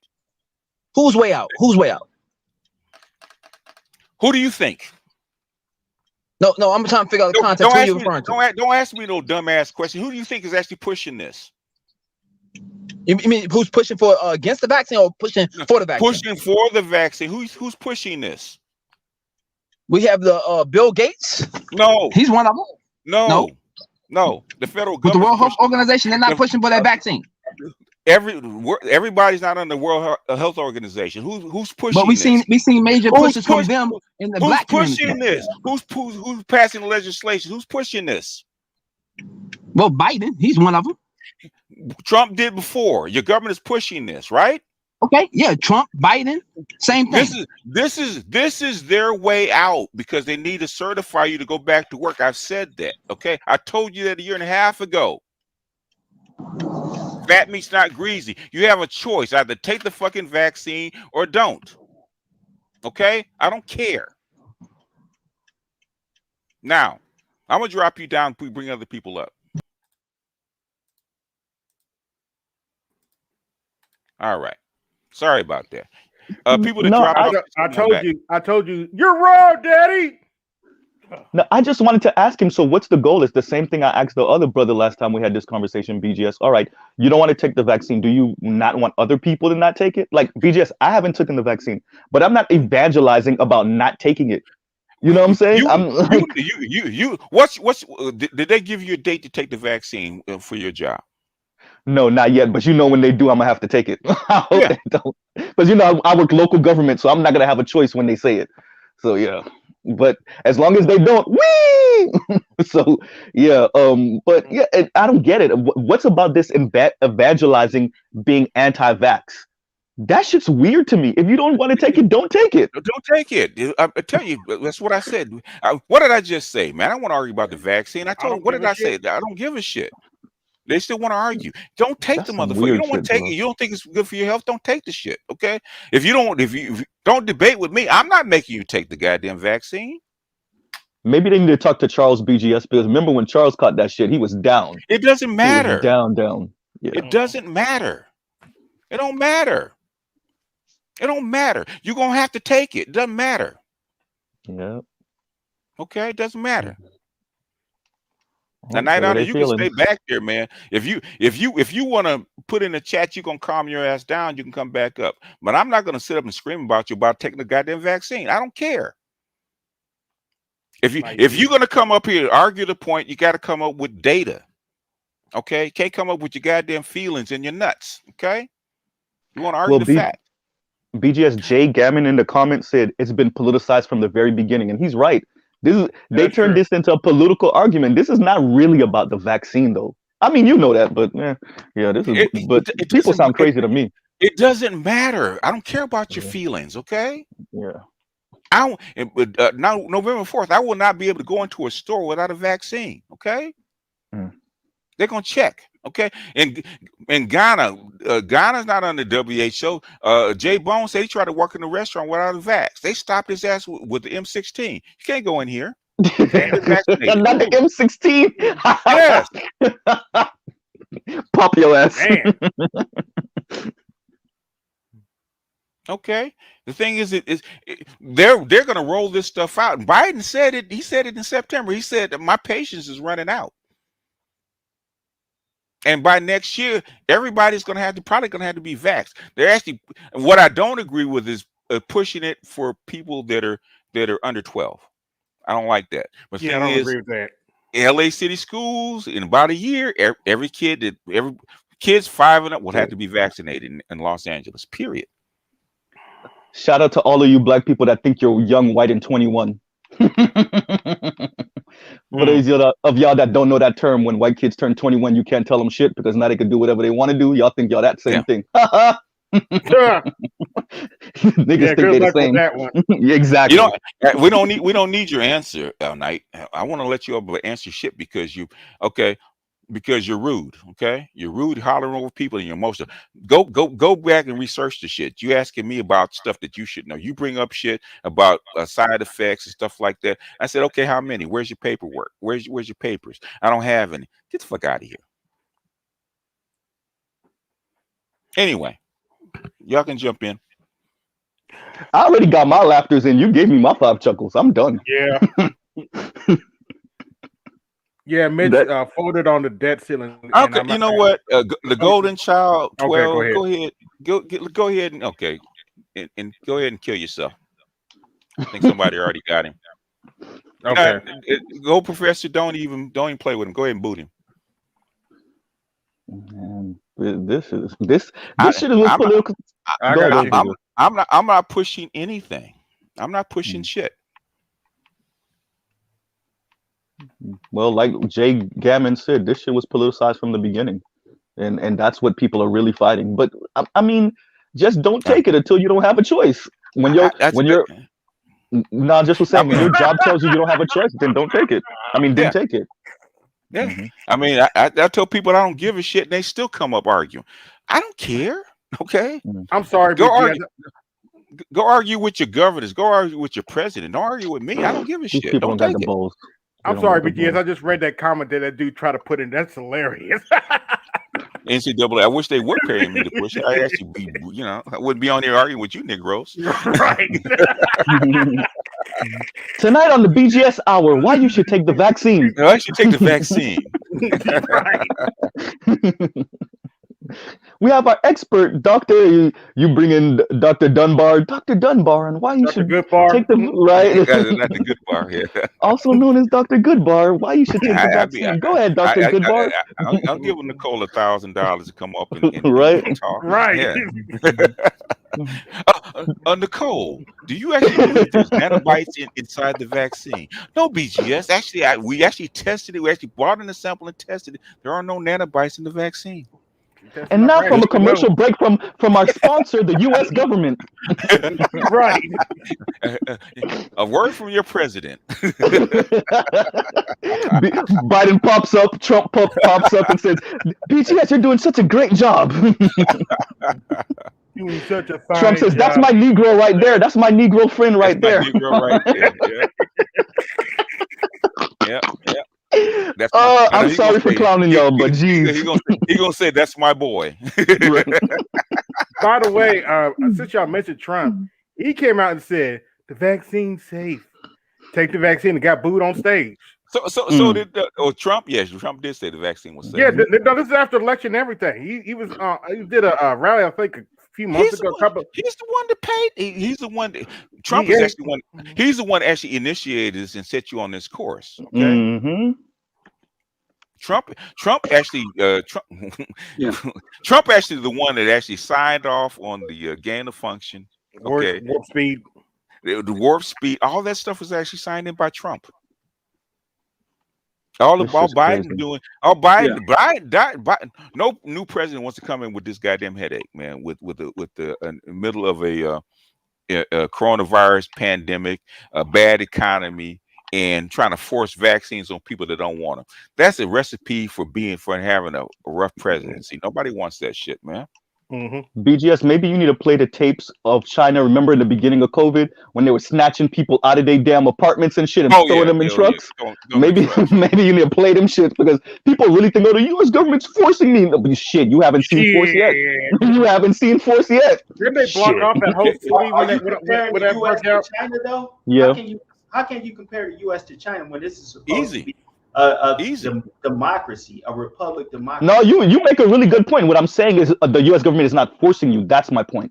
Yes, you make a really good point. But how are they forcing you? Do you know what force look like? How are they forcing you? Excuse me. They are indirectly by forcing. How? What's indirect force? Wait, explain that. Wait. Explain that. Explain that indirectly. Okay. Go ahead. What okay, let me ask you a question. John, let me ask you a question. What country doesn't force you indirectly? That's not the Taxes point. are forced indirectly. No. That's not the point. You guys. It is the point. It is the point. I was just commenting on the fact that he was saying that we're acting like the U.S. government isn't making us, and indirectly they are. But I still want you to define that indirect force. What is that? What do you mean by that? Define for me, what do you mean by indirect force? What does that look like? By the U.S. government forcing employers with employees of 1,000 or more to get fines if they don't have their employees vaccinated. That will affect a lot of working Americans. So by that, I mean they're forcing. Yeah. Okay. So. Okay. So are you? So it's not so. That's bad. Why? That means that a lot of our rights are being taken before our very eyes. Well, how did you get your rights in the first place? Right. Did you not hear about the Patriot Act? Mr. Z. I'm sorry. Did Americans agree with the Patriot Act? No, John, answer my question. John, where do your rights come from? Where did our rights come from? Yeah. God? No. Oh boy. My sovereignty came from God, bro. No. Or the higher power. No. If you can tell me otherwise, then I'd like to hear it. God never. Where do you see? Where do you see God actually in any scripture said that you have sovereign rights? Ooh. I don't see that in any scripture. No. You just said it. You just said it. Say that. I did. So now go. Now I need you to go find it. Being born. No. I need you to go find it for. Nope. I need you to go find it for me. I said I'm, I've never come across that. I'm not doing pull it out of my ass today. Okay. I have never come across Okay. that. Well, then don't put that on God then. Okay. Okay. You know who actually said it though? Who? The people that actually wrote your Constitution. They gave you those rights. Mm-hmm. Every hear of the Bill of Rights? Yes, of course. Who gave you those rights as an American citizen? I would say then the founding fathers, the people who crafted the Constitution. You're basically the same people. Your government gave you those rights, right? But that wasn't the same government that it is now. It is the same government. Like it or not. Different people, different circumstances. It is the same government. When did the government change? Different players, different circumstances. When did we have a different form of government? I guess since they crafted the Constitution, we haven't. But what I'm saying is exactly. So basically, it's the same government. Okay. So are you saying that does the same people that remember the abortion rights that they gave to women in the 70s? Yes. What are they doing now? I know what they're doing now in Texas. They with those rights that they had, guess what they did? They took them away. Didn't the Biden no. They took them away. Didn't they just put a block into that that law that Texas? No, they did an injunction, but guess what? It's got to go through what? It got to go through the federal court and Supreme Court. The Supreme Court has already ruled that that they're not. That basically what they're doing is fine. Yep. So basically, all it's going to do is really, it's not even going to do a pause. Okay, for the most part. Okay, you got your rights from your government. Okay. So in other words, if the government gave you rights, guess what they can do? They can take them away. Going by your logic, though, that means that us as Black people here in America, we were considered at one time 3/5 of America of men. So how did you get your right? How did you get your? So how did you get your rights then, as a Black American today? We got them from the Bill of Rights. I mean, by them the Civil Rights Acts and stuff like that. So in other words, and who gave you that? So by going by that logic, no. If you're not going to answer my questions, if you're not going to answer my, if you're not, okay, John. If you're not going to answer my, no. Stop talking for a second, okay? Let's get this straight, man. You're on this panel, on my panel, because of what I allow you to be, right? Yes. Okay. Right. You're talking to me by my grace and my privilege, right? Right. Don't talk over me. Answer my question when I ask. There's a reason I'm asking you these questions. I'm taking my time out of my day to actually have this conversation with you. Okay? I said the government. The government, right? Yes. Guess what the government can do? They can take them away. Take it away. In other words, let me ask you a question. If God forbid we have a war with China, right? Okay. And they have a draft. All men from 15 to 45. They have a draft, right? Okay. Do they have a right to force you into the military? Sure. So is that against your civil rights? Well, I guess it would be legal. It is legal. In other words, they can suspend those rights. When you get into the military, okay, it's called general issue. They suspend your rights, but in other your rights has to be given to you by the military, not by the regular government. Okay. In other words, rights or privileges really express privileges, okay? Because under the old law, the reason they put that up is because under the old system, right, the king system, you had no rights, okay? You had privileges that the king gave you. Well, it seems like our rights then are just merely an illusion, because they can say anything like this is an emergency, like they did with the Patriot Act, and now they're doing with this virus. Anytime they come up with some kind of state of emergency, they can usurp. Yes, they can sure can. usurp. They sure can. You know why it is? Yes, You know why that is? Because you have to govern 330 million people. How do you do that?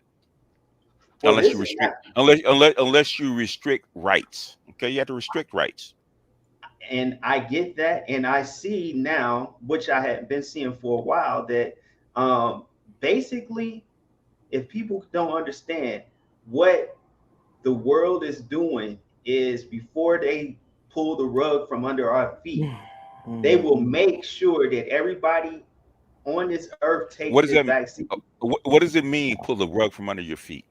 Because when they have to restart everything, the U.S. just not. They just came out and said they won't be able to pay their debt. That's been the case for the last 15 years. You know why they want to restart everything and restructure everything? I know it's too much debt. They can't pay it off. But if they don't pay the debt, you know why they have to restructure everything? Because if you don't, you're gonna have like 60% of your people die off. Is that the world you want to live in? Nah, I wouldn't. You go look at the Great Reset. Go look at the debt, which is like $200 quadrillion, and how capitalism is actually breaking down, and figure out how to get out of this without a reset. And if you do reset, how do you do it? Hey, go figure that out. I get it.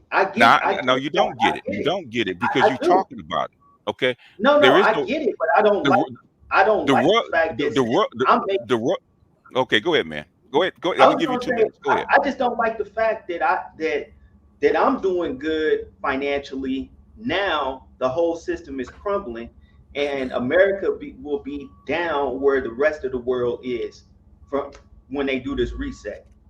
Okay, so what? You're doing good in this current system, bro, is a mirage. If we owe hundreds of trillions of dollars, they're effectively. My debt is good, sir. Let me finish, bro. You do. I haven't. You do owe. No, hold on a second. If the world owes hundreds of trillions of dollars collectively, there effectively is no wealth. Period. It's all a mirage. It's all fiat. And then you're talking to an accountant, okay? Yes.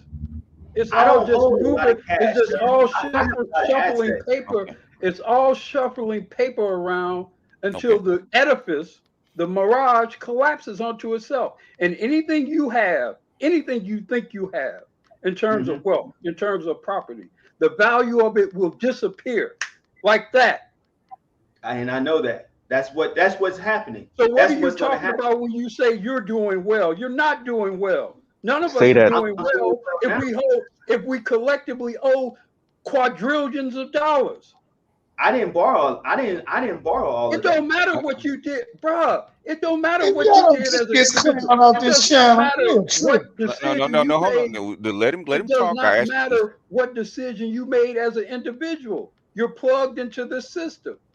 Look, unless you're living on a mountain somewhere and you built a cabin and you collected some goods and keeping them in preservative jars, you all collect, and you got cougar skins that you're wearing to keep warm in. Unless you're doing that, not cougar skins. You're plugged into this system, and when it falls, when it collapses, your ass is going to collapse just like the poorest motherfucker and the richest motherfucker. Yep. But you sound like you like that though, sir. I lived a disciplined life. Where do it sound like? Where does it sound like I like anything? Okay. Real quick, dude. Okay. This might not be the panel for you because you don't understand how money works, how global imbalances work. I do. And how? I do. No, you don't. No, you don't. I know you don't because I was just saying I lived a different lifestyle where I was. No, you don't. Okay. In other words, you live a lifestyle because America is actually taxing the rest of the world. Okay. Sure. Okay. You fuel, food, electricity, all that stuff that you get to live this first world life will actually collapse overnight. I know that. Well then, and it doesn't matter what kind of lifestyle, what you owe. That doesn't mean anything. As collectively, we owe. And when the dollar goes, you go with it. I know. There's nothing you can do about it. Okay. Let me ask you a question. You enjoyed America taking money from everybody else, didn't you? Everybody did that lives in this country. Exactly. You enjoy that lifestyle, this first class lifestyle, right? And it doesn't matter how many. I don't care what you compare to 2 billion people on the planet. You do. The bum in the street lives an extravagant lifestyle compared to 2 billion people on the planet. They can't get enough to eat and doesn't have any running water. Okay. I get compared to them, you do. I get it.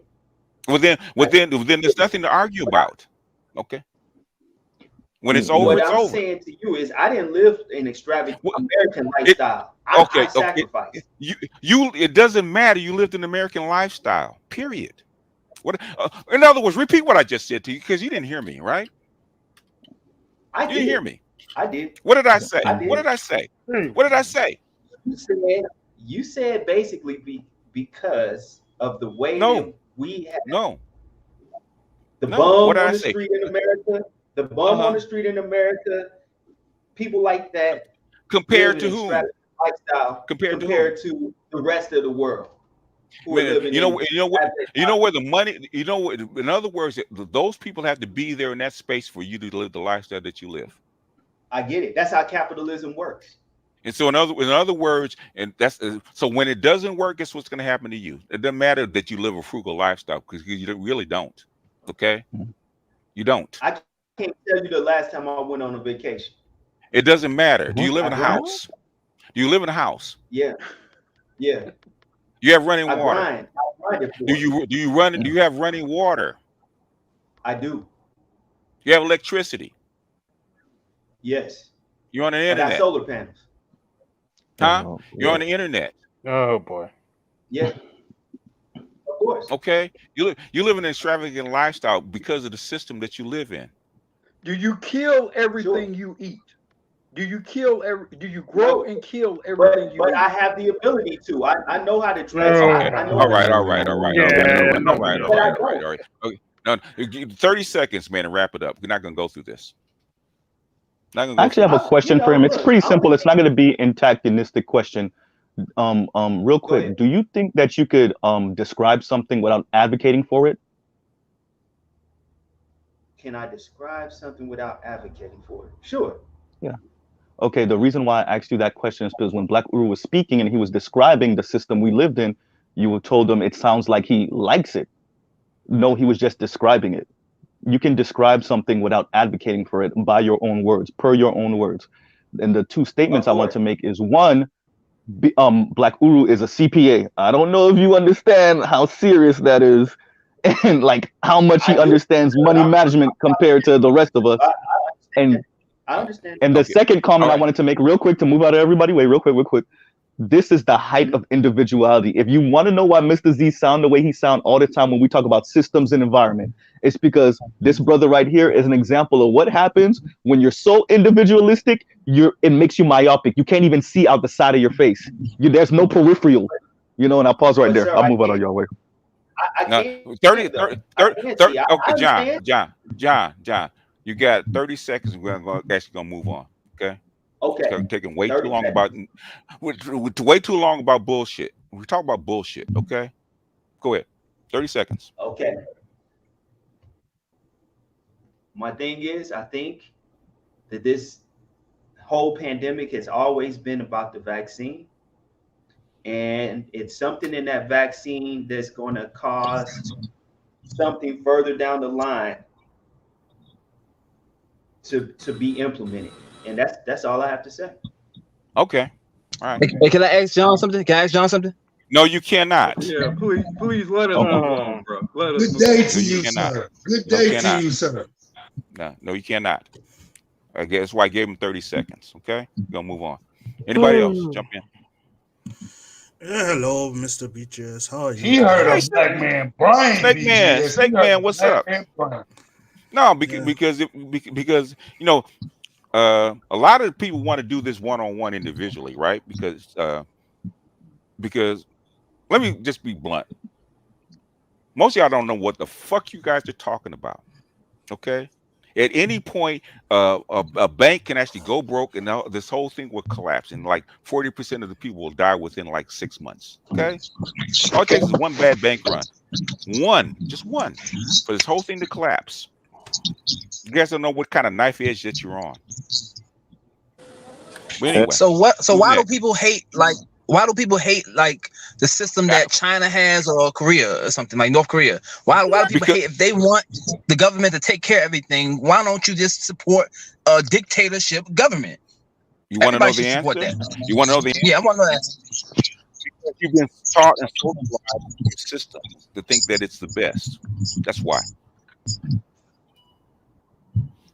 That's the thing. I mean, if you want the same things, y'all want the same thing. Not. I gave you my answer. He doesn't understand. He doesn't understand. It's like somebody telling you if vanilla ice cream is the best for 10 years. So what's the steps? And now you change. What's the steps to get there? Knight, do you want to get dropped down again? No, I was asking, what's the steps to get there? Do you want to get dropped down again? Can I answer this question? No. Hold a second. I want him to answer mine first. You want to get dropped down again? No, I don't. But did I do something wrong? No. Yeah, be polite and stop stomping over people, okay? I wasn't rude to anybody. I just asked a question. Okay. Now, go ahead, Snake Man. Now, BJS once again. At least it's short night. But go ahead, Snake Man. BJS once again. Your patience is incredible. 239. Yeah. Because many people, because I grew up in our culture, and I find it always fascinating the patience older people have with the younger generations, especially the ones who are privileged to the ass up.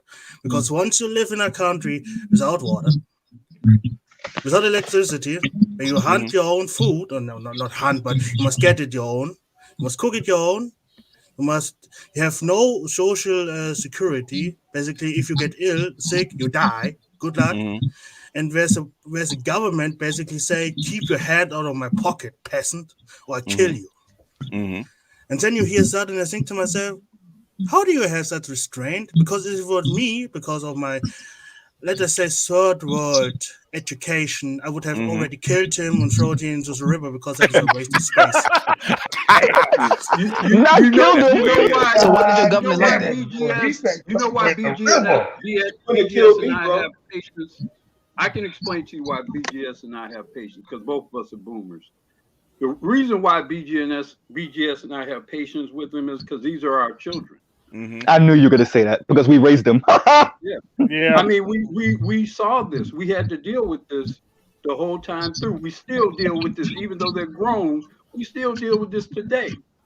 I have these kind of conversations with my own daughters at least once or twice a week. Hey, people were also patient with us. Exactly. As we were finding our way. What's unfortunate is that some of you younger people really don't have a clue what you're talking about, but you continue to talk. You've done no reading, no research, no thought, no study. You base a lot of what you say off of what you heard and a YouTube video. Hey Beasley, are you a baby boomer? I'm the end of the baby boomers. Okay, Beasley, I'm a Gen Xer, and what I can tell you is this: Gen Xer is right after baby boomers, 64. I know that, sir. I know that. No, I'm asking you. John, be polite, okay? I don't know exactly what a baby boomer is. Hold on, Beasley. John, I gave you 30 seconds, right? Yeah. If I don't know something, if I don't know something, I'm asked. Don't assume I know all the terms. We're right after the baby boomers, but I know this. 64 to what? What generation are you, John? John, what generation are you? I'm Gen X. I was born in 74. Yeah. All right. So Xers go to generation 8. I mean 1980, by the way, Beasley. So it's like 64 to 80. So it's about 16 years. It's about 16 years each group. Go ahead. Okay, John. Let me ask you a question. Because since you're so knowledgeable, what books have you read on geopolitics or basically geobanking? What do you know about the infrastructure? What have you read? I was a biology major in school. And then what have you read? That's not the question I asked you, sir. I don't care what your major Well, was in school. I do. I have read Tragedy and Hope. I got it on my bookshelf right here. Okay. What else have you read? I mean, I just read just different things. Business Insider, periodicals mainly. What do you know? What do you know about the banking crisis and what went on? You mean like during the 08, 09 fiasco? Mm-hmm. Yeah. I know that if the federal government didn't inject the money, the whole system would have collapsed at that time. Why was that? Why was that?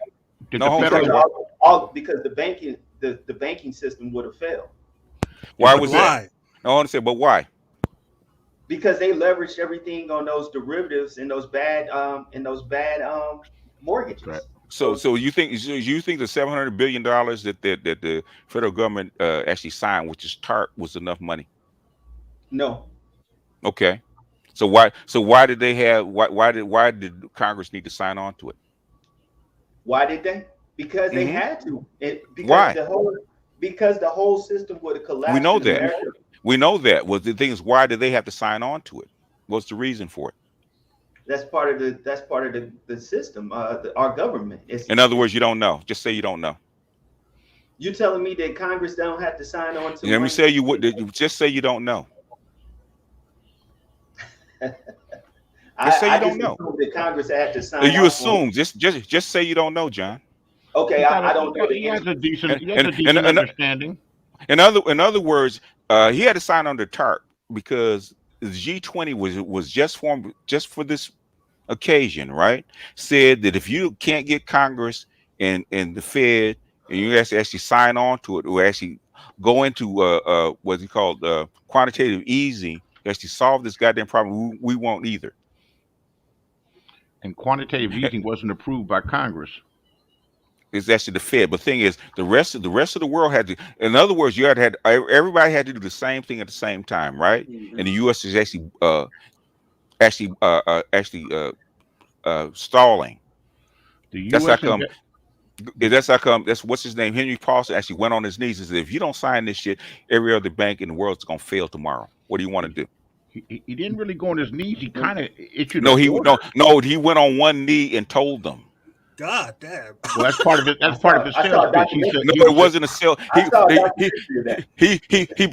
He brought in all of Congress, the president, everybody else, including the people running for president. Everybody had to come in all at one time, right? That's how. Remember that? That's how he got to be the head of Goldman Sachs. Yeah, that was a closed session. It was a closed session. Remember that? I remember. And they kept stalling, and he said, "Look," he showed them the numbers. He got on one knee. He said, "Guys, if you do not sign this TARP plan and get on board, every bank will fail tomorrow. What do you want to do?" That's why they signed it. Okay, you know the reason it caused all this, John? You know what actually caused it? Actually happened 10 years prior. You know what caused it? Glass-Steagall that they don't kick the chair. I always kick the chair. Let me. You can't kick the chair on my channel. Okay, I want him to answer. I was asking if you're saying it wasn't. Let me ask you a question, and let me ask it again because you're asking me a question. If you don't know, say you don't know. Okay, I'm going to give my answer, and if it's incorrect, then I'm wrong. It was caused by people's ability to get homes that they knew they couldn't afford, but bank lenders and mortgage people, they gave it to them. Oh, you've been reading what's his name, Thomas Sowell, huh?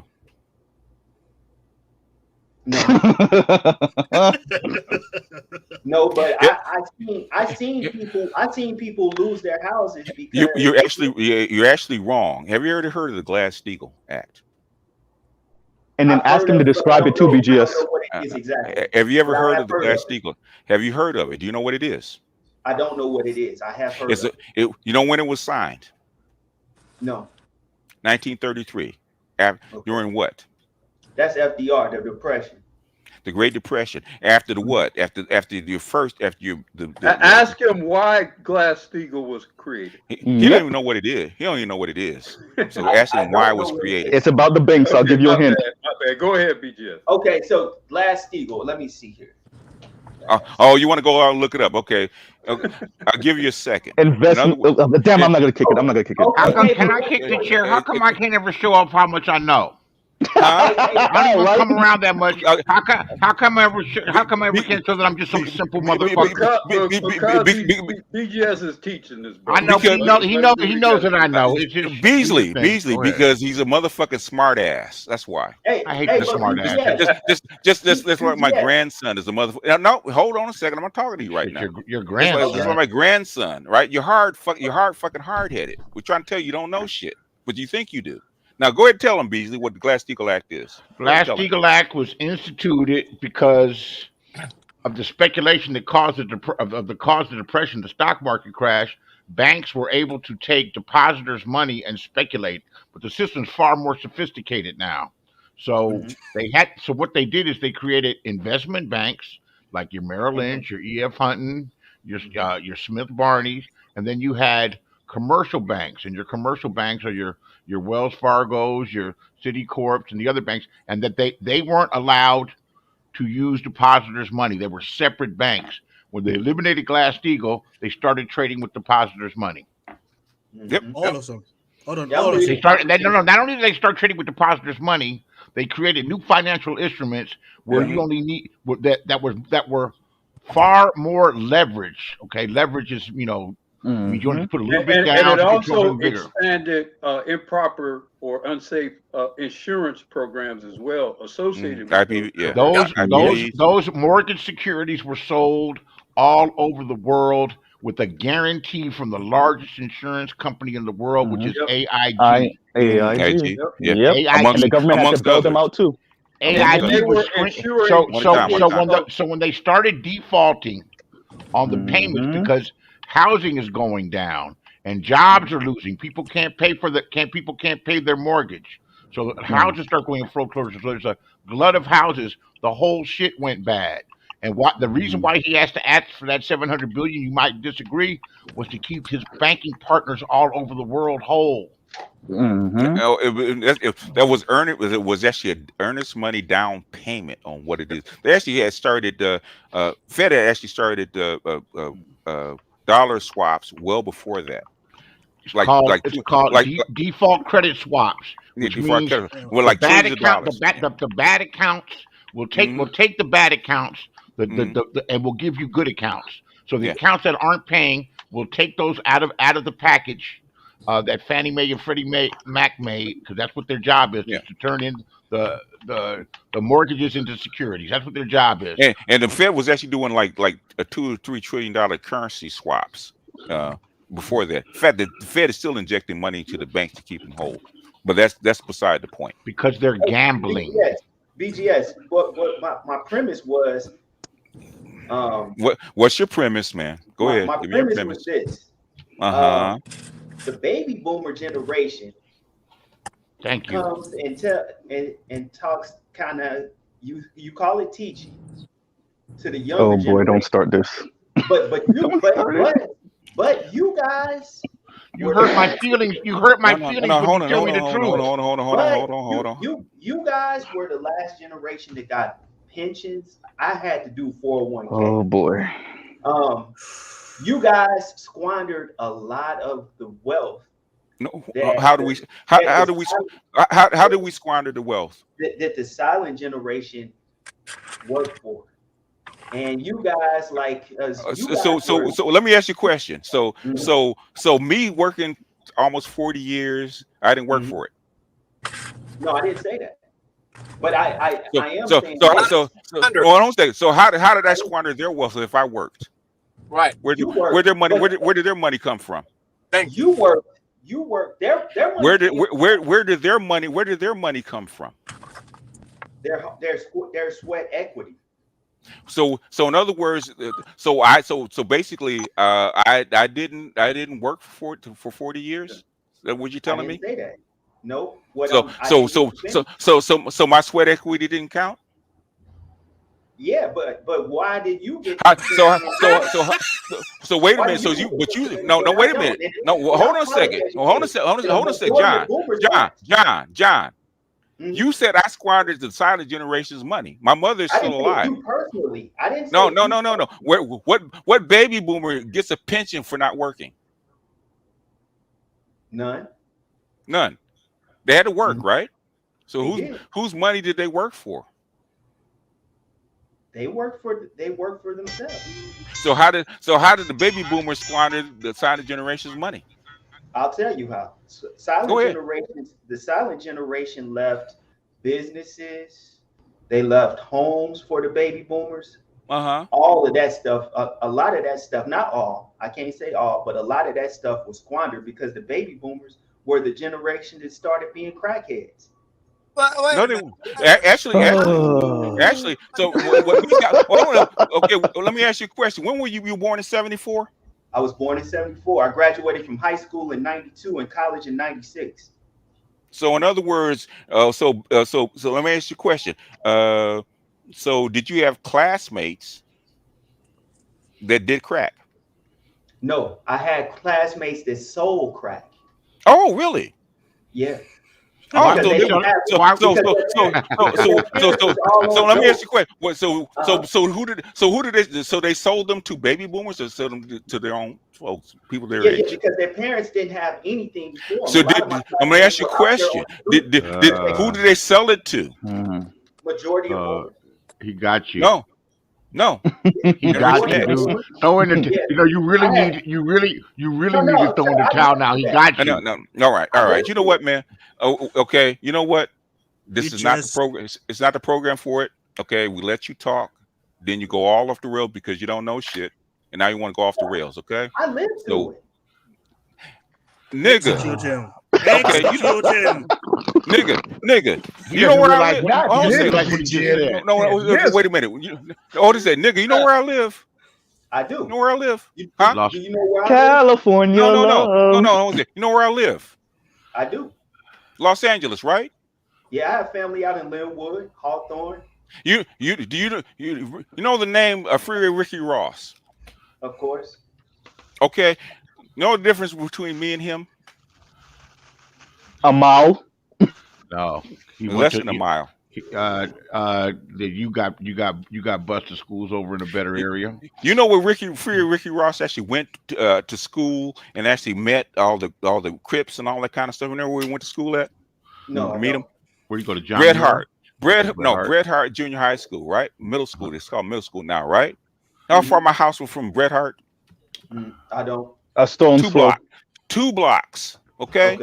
And guess where I grew up? So Negro, guess where I grew up? I know you grew up in LA.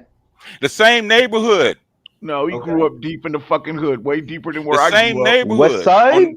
On 94th in Vermont. The same neighborhood. Okay. Guess who lived through the crack era? We both did.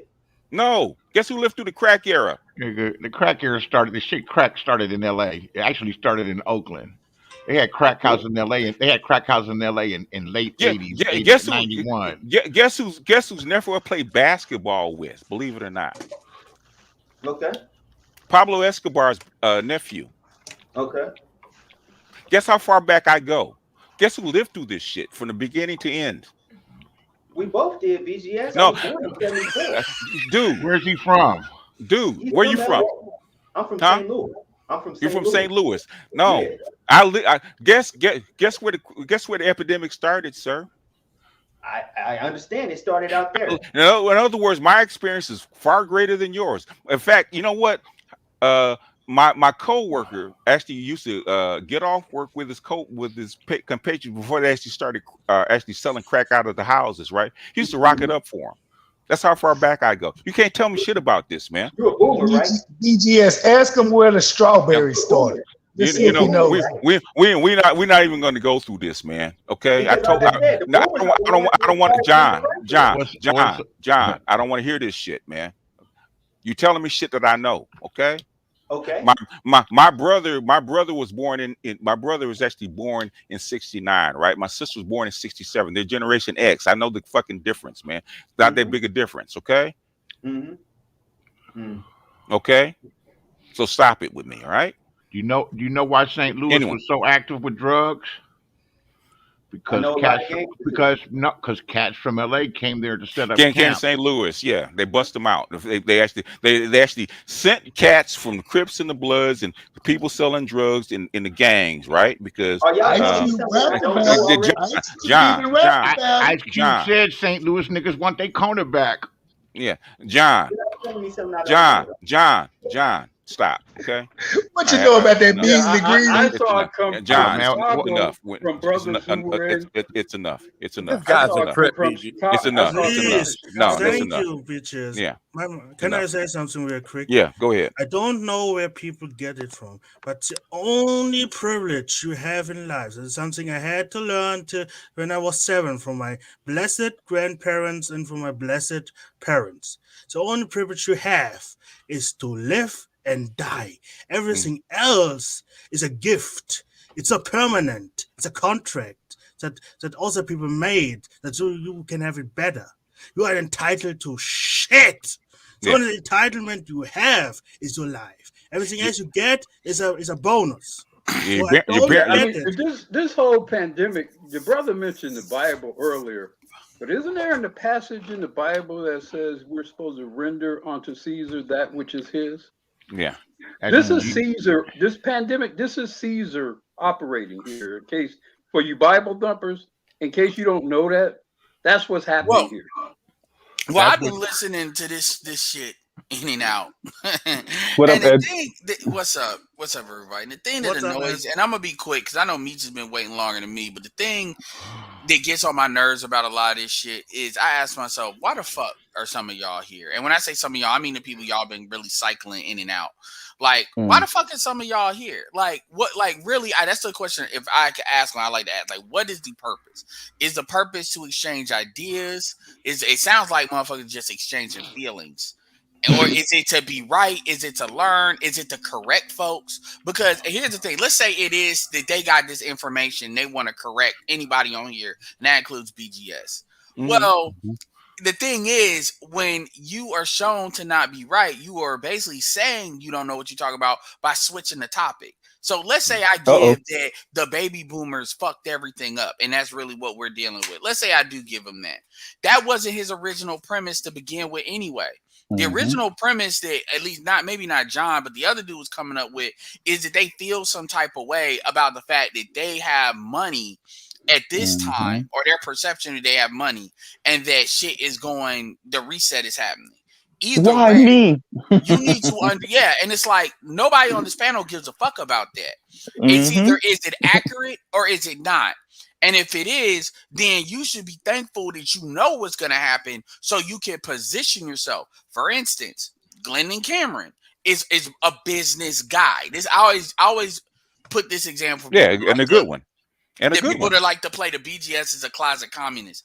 I'm like, yo, you listen to Glenn and Cameron, who is, maybe a little bit younger. He's in his early 50s. He say the same shit BGS says, and he is a business guy. He has been homeless, sales, all of that. He came up in sales, all of that, corporate, all of that. He works online, also he's seen all of the different ways, of making money in different ways, the new shit, the old shit. And he said the same thing. His whole videos on his Savage Finance channel. His channel is growing like gangbusters. The great reset. The reset is coming. Oh shit. And he agreed with BGS like a way back when you were first saying that. And now he's letting people know, because now it's kind of like people at the level where they're asking the questions. And so he's saying, like, do not get into some of these giga comedy stuff that all these people are telling you to get into, because when that reset happens, 2-row shit's gonna be fucked. He's a business guy. And so if you want to hear from a black man that knows he's black, hear from him and he'll say the same shit. So when people come up with this, black people just want to get me to be communist, niggas ain't thinking about that shit like that. I don't know. Like, niggas ain't even political like that. So I don't even know where motherfuckers get that. Everybody that dictatorship bullshit. That shit kills me. And then when you knock that shit off, what happens? We start moving into the old niggas did it now. And it's like, okay, you're jumping from topic to topic to topic. So what was your real original premise? Really, you just want to exchange feelings. You just want to be right on some single mother code bullshit. I just want to be right, so I'm gonna switch the topic so that I can be right. Who the fuck does that? Women. You know how, and I'm not saying they're women. I'm not even trying to say that. You're right, but I'm not trying to call them female. I'm just saying, you know, that is what they do. And that's because women don't really care about being accurate. They want to feel they're right. Which is why I always tell them, go get you you're right, niggas ain't shit. They never always gonna be shit. Go get you a white man and go be great. That way you can be right and I can stop wasting my fucking time dealing with stupid people. But that's just me. But you know what? Never mind. Go ahead. No, I talk with a lot of women in my family, my YouTube friends, and I'm finding some commonalities that are frightening, man. And I tell them, I was like, you guys are a motherfucker, boy. I've been paying attention, and a lot of it comes from the stuff that I learned over here, you know. But I'm paying attention, and I'm like, wow. And I don't think it's just black women. Black women are just a little bit more extra with it. Anybody hear me? Say it all the time. We got you, Meech. They're just a little bit more extra, a little bit more, you know. The difference with black women and other women is other women in the face of I'm about to be fucked are gonna be more they're just as selfish, but they're more pragmatic about other races of women understand, at least at some level, even if I'm trying to take power, I need that insurance policy just in case they're quicker and easier to acquiesce, right? Yeah, right, because they see it's not that they're better. They just understand they always need an insurance policy so they not out on their ass. Black women will cut their face to spite the mirror. Black women are like Scarecrow on the Titan show. They will literally cut their face. They will nuke themselves just to get at your ass. Yeah.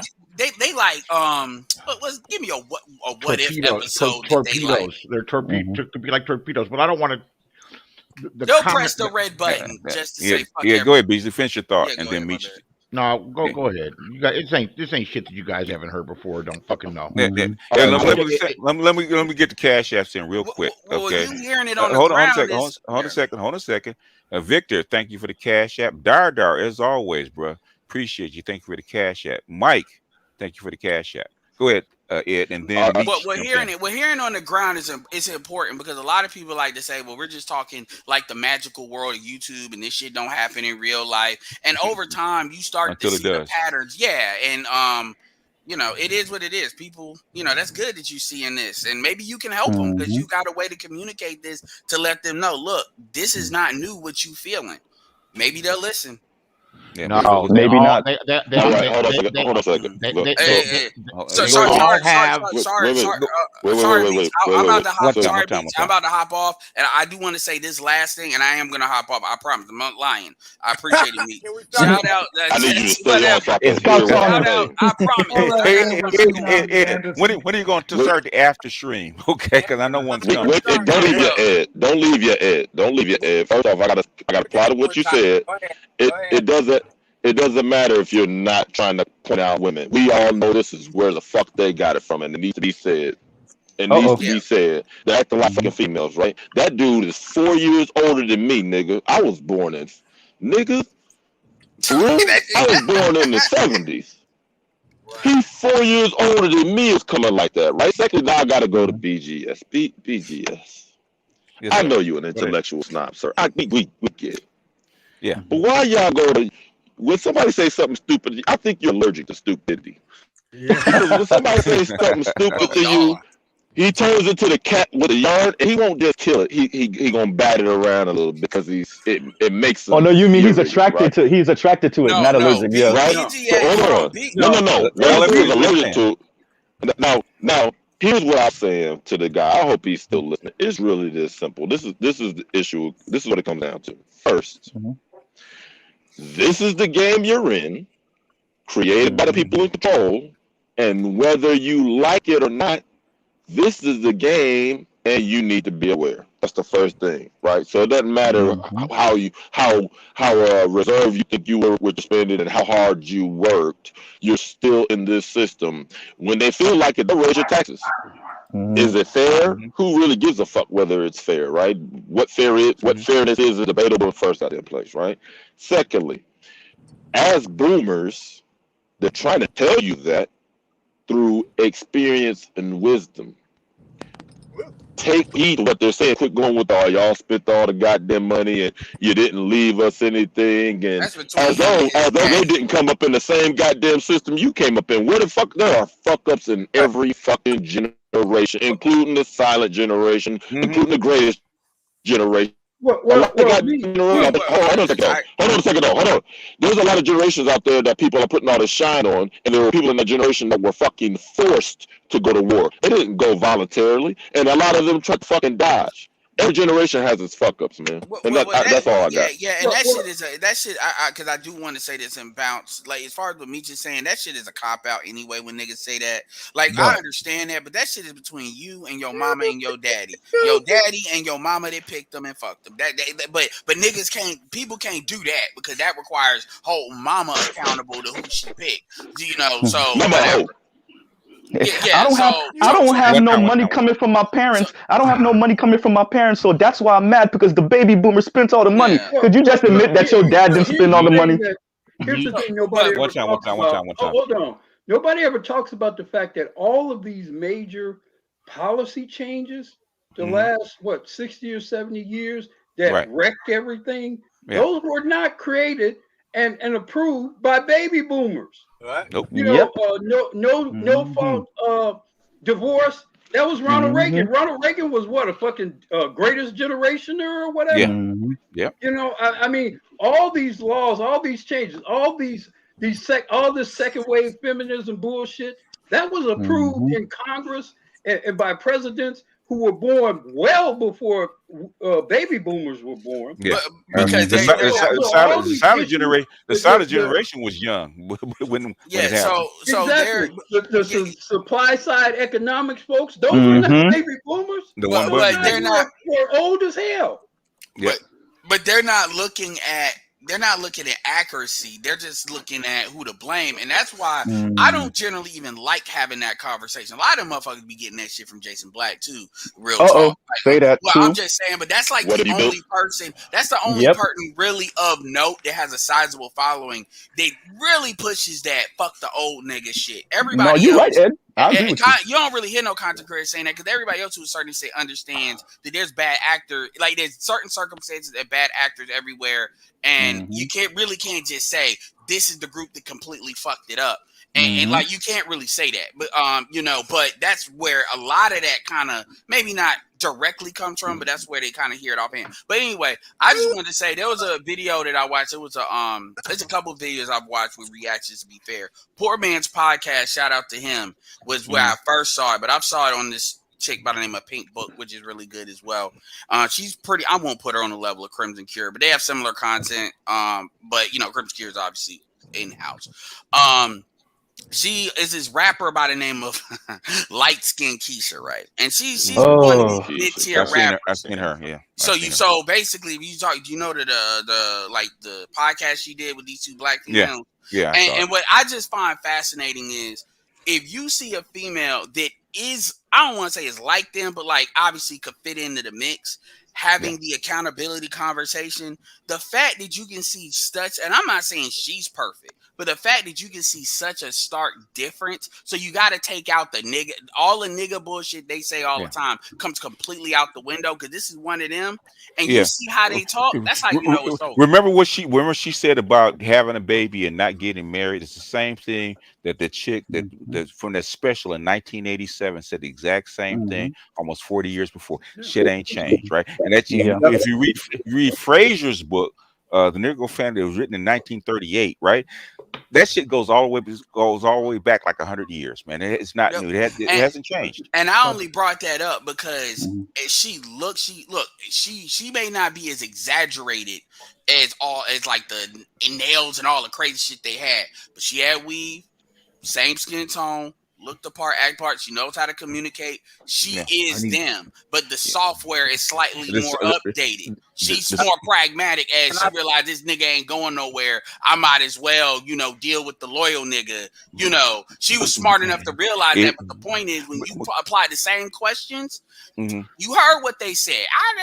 I feel like what changes women's behavior, especially black women? It's the environment. It's the only reason. I can guarantee you, 3 years ago that those chicks would have been on the same accord. But the thing is, the shit's getting ready to hit the fan. Yeah, but and the thing is, dudes think. Go ahead, Ed, and we're gonna go on to other people. Yeah. It's just the reason why I wanted to highlight that is dudes really believe. They don't believe what you just said about the environment, BGS. They believe they manhood and game can rewrite. Rewind. Let Ed say that again. Let Ed say that again. Hold on a second. I want to tell Ed that we're gonna get other people in. Yeah, and when you drop your stream, I should come on the stream and actually talk about it. Yeah, no, he's not sure. But the thing is, what I'm saying is that the thing is, Ed can talk. Ed, we call him Hurricane Ed. Ed's actually jealous of Ed because Ed can actually talk for hours. I can't do that. No, Ed, say that again. Ed, say that point again. Well, let me I'm tell you gonna respect don't leave BGS, your but I'm gonna email you to give you a head start if I do it, so you know. Okay. I always do it at the last minute. I'm gonna try to jump on that panel, Ed. But Ed, could you say that last part to me, please, before you say it again? Hold on. I'll do you one better. I'll make it the title. And then all right, I'm on the that game, right? Can you guys hear me? So you got BGS talking about the environment, and then you got Ed talking about game. Here's what niggas need to understand. AOS males only have this kind of game because of the goddamn environment we came up in. That's yep. You know everything's based around the environment. That's why everybody looks at our swagger and copies us. It's because we were forged in fire. Yep. But you cannot be bigger. You can't. I don't care if you're the goddamn the queen on the goddamn or the queen or the king on the chessboard. They are not bigger than the fucking game, man. Nope. That's true. Go ahead, Snake Man. You just hurt a whole lot of feelings. So to keep it very shortly, I just want to say to Meech, do you know how hard it was to explain to the game guys, because I hang around sometimes the game guys, that when I told them, you know that there is no game outside of Black Americans. You know that. And they say, no, there's game. And I say, no. And if there were a game, like in Germany, it's straight negative. It's negative. The men here have no games. They don't need it. No, they don't. Go into that. What does that look like in Germany? In other words, we have basically because women are actually socialized different. You don't need game because everybody still adheres to their roles. Yeah. Black Americans are the only women that actually work in the opposite direction. You need game to actually deal with our women. But go ahead, Snake Man. Okay, sorry. I'll go after him. Go ahead, Snake Man.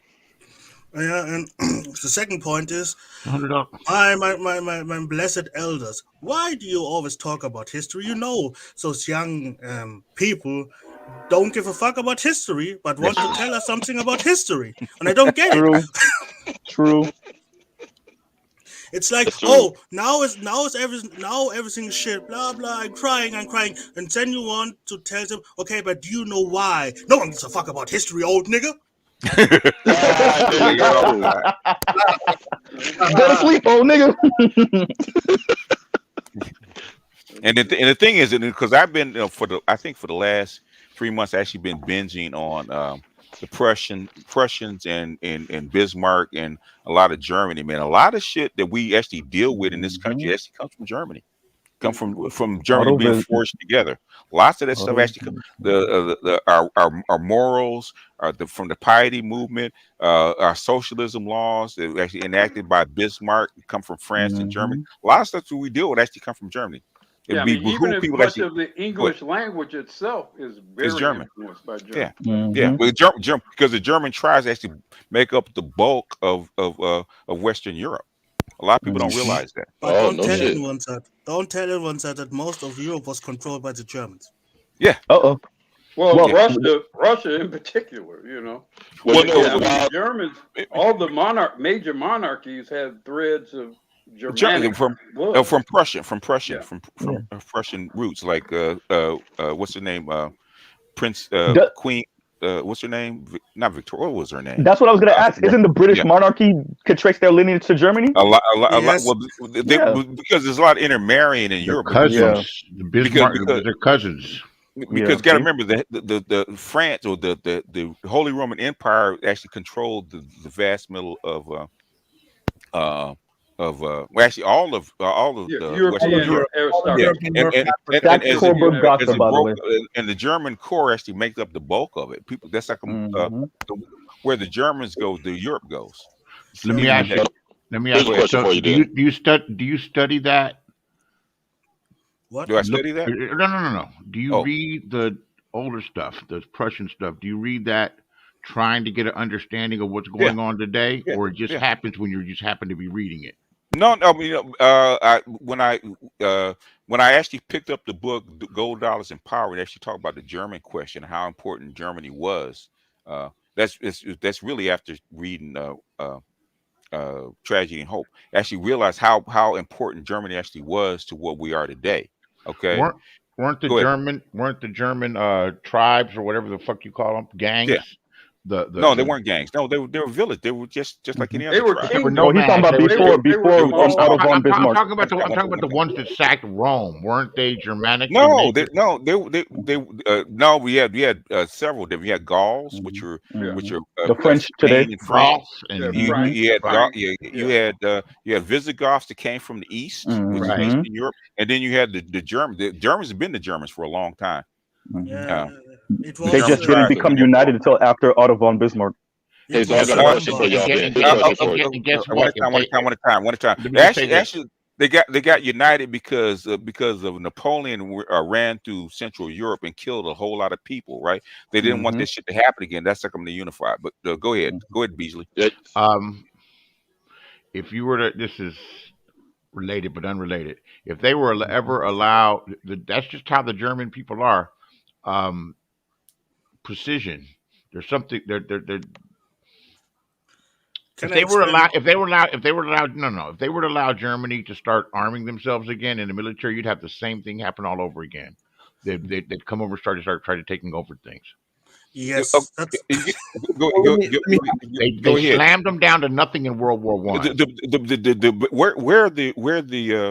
Where the precision actually comes from, okay, is actually one, where they were, two, the cold climate, three, it was actually a very strong priesthood where this discipline actually comes from. A lot of the discipline comes from Prussia. Okay, so you got to understand that a lot of the priesthood, the Protestant priesthood, actually the reason that the Germans and the Swiss and all these people are actually into that precision type of mindset. Okay, that's where it comes from. Watches, cars, Swiss watches. As opposed to the French and the Spanish and the Italians, okay, and the English. There's a reason that the Germans are like that. It comes directly from their Protestant priesthood. Martin Luther. Basically the piety movement and the restrictions and stuff like that actually comes from the priesthood. The work ethic. But all that comes from the priesthood. Yep. Okay, you gotta understand it. Okay. So here's a question. Hold on a second. Snake Man is speaking, and then it's Meech, and then it's Beasley. Okay. The Protestant priesthood. Huh? They're not priests, they're Protestant. The Protestant, they have Protestant priests. Yes, they do. Okay, I thought priests only referred to Catholics. No. You have priests in Egypt. What are you talking about? No, but basically, I can tell you most things you revere Germany from are coming from the north, basically the Prussians, because the south is more about family, partying, agriculture. That military hyper focus on one thing is comes from the north, not from the south of Germany. We just adopted it after Prussia take us over with the founding of the German Empire. The Reich. Yeah, the very good book is called I think Snake Man approved it. It's called the Iron Kingdom. It's actually a very good book. Long, but it's actually very good history book. Okay, so here's the question then, right? And this goes back out to the nigga nobody care about history, old nigga, right? His issue is that if they're bringing up, hey, let's just say for the sake of our discussion, right, that boomers just absolutely dropped the ball. Wouldn't that be them bringing up history though? That's the first question. You're bringing up history, but you don't know about history, old nigga, right? Okay. The second thing is, being that ADOS men aren't going to be controlling the United States over the next 20 years, right? Anybody 35, 40, 45 fucking years old, how do you expect the generation behind you to listen to anything you have to say if you're not going to be passing down anything as a group? Because it's not as though no boomers correctly managed what was given to them. It's not as though none of them did. And as a group, Gen X isn't doing that goddamn well either. So how do you expect people to listen to you 20 to 30 fucking years from now? It's all about passing wisdom down. Is what's trying to be done here. Right? Sometimes it might be a little sterner than others, but you got. But they're not thinking that far, Meech. They don't care. Let me finish. Okay. My apologies. It's like we say all the time. It's about emotions. They don't really care. They're saying, "Fuck logic. I'm going off of how I feel." That's the argument. That's the reason that guy was going like that yesterday. With that discussion yesterday, Meech. I called you Meech. BGS. About the I feel like if I ain't gonna bring it back up, but you know what I'm talking about. You know, my thing is okay. Even if you accept that the boomers dropped the ball, right? Because during the Depression, everything got knocked flat. Okay, did people cry about them not having anything, or did they actually go out and work and build things back up? There you go. We have people that are 50 years old still blaming their goddamn parents. Come on. Yeah, like I want to add something there if I could. Go ahead. I was listening, right? Because I have insomnia at the moment, so I was listening. And the one thing I really don't. Thank you for stopping in, man, because I know how late it is. No, well, it's a national holiday, so we get a week off. So everybody. Oh, that's beautiful. Right. So yeah, but they make you. There is something good about China. Okay. Well, there's a lot good about China, in my opinion, but I'm not going to go on there. I don't think that's no. But the thing about it is, who gives a shit? At the end of the day, it's what you earn, right? You get what you kill, and right now there is so much opportunity. There's so much money on the table, right? For example, real estate in East Germany is booming at the moment, right? Great opportunities to get in. Your computer works as a multinational company at the moment. There's so many platforms that you can use that you can sell stuff, right? The 9-to-5 job is gone. That's what the Great Reset means. But the opportunity to sell, or the opportunity to get into e-commerce, the opportunity to get in digital media, which is YouTube, right? There is other opportunities on the board, but you have to be industrious, right? There's no more the rote factory line jobs are gone. Deal with it, and it doesn't matter. It doesn't matter what the generation before did.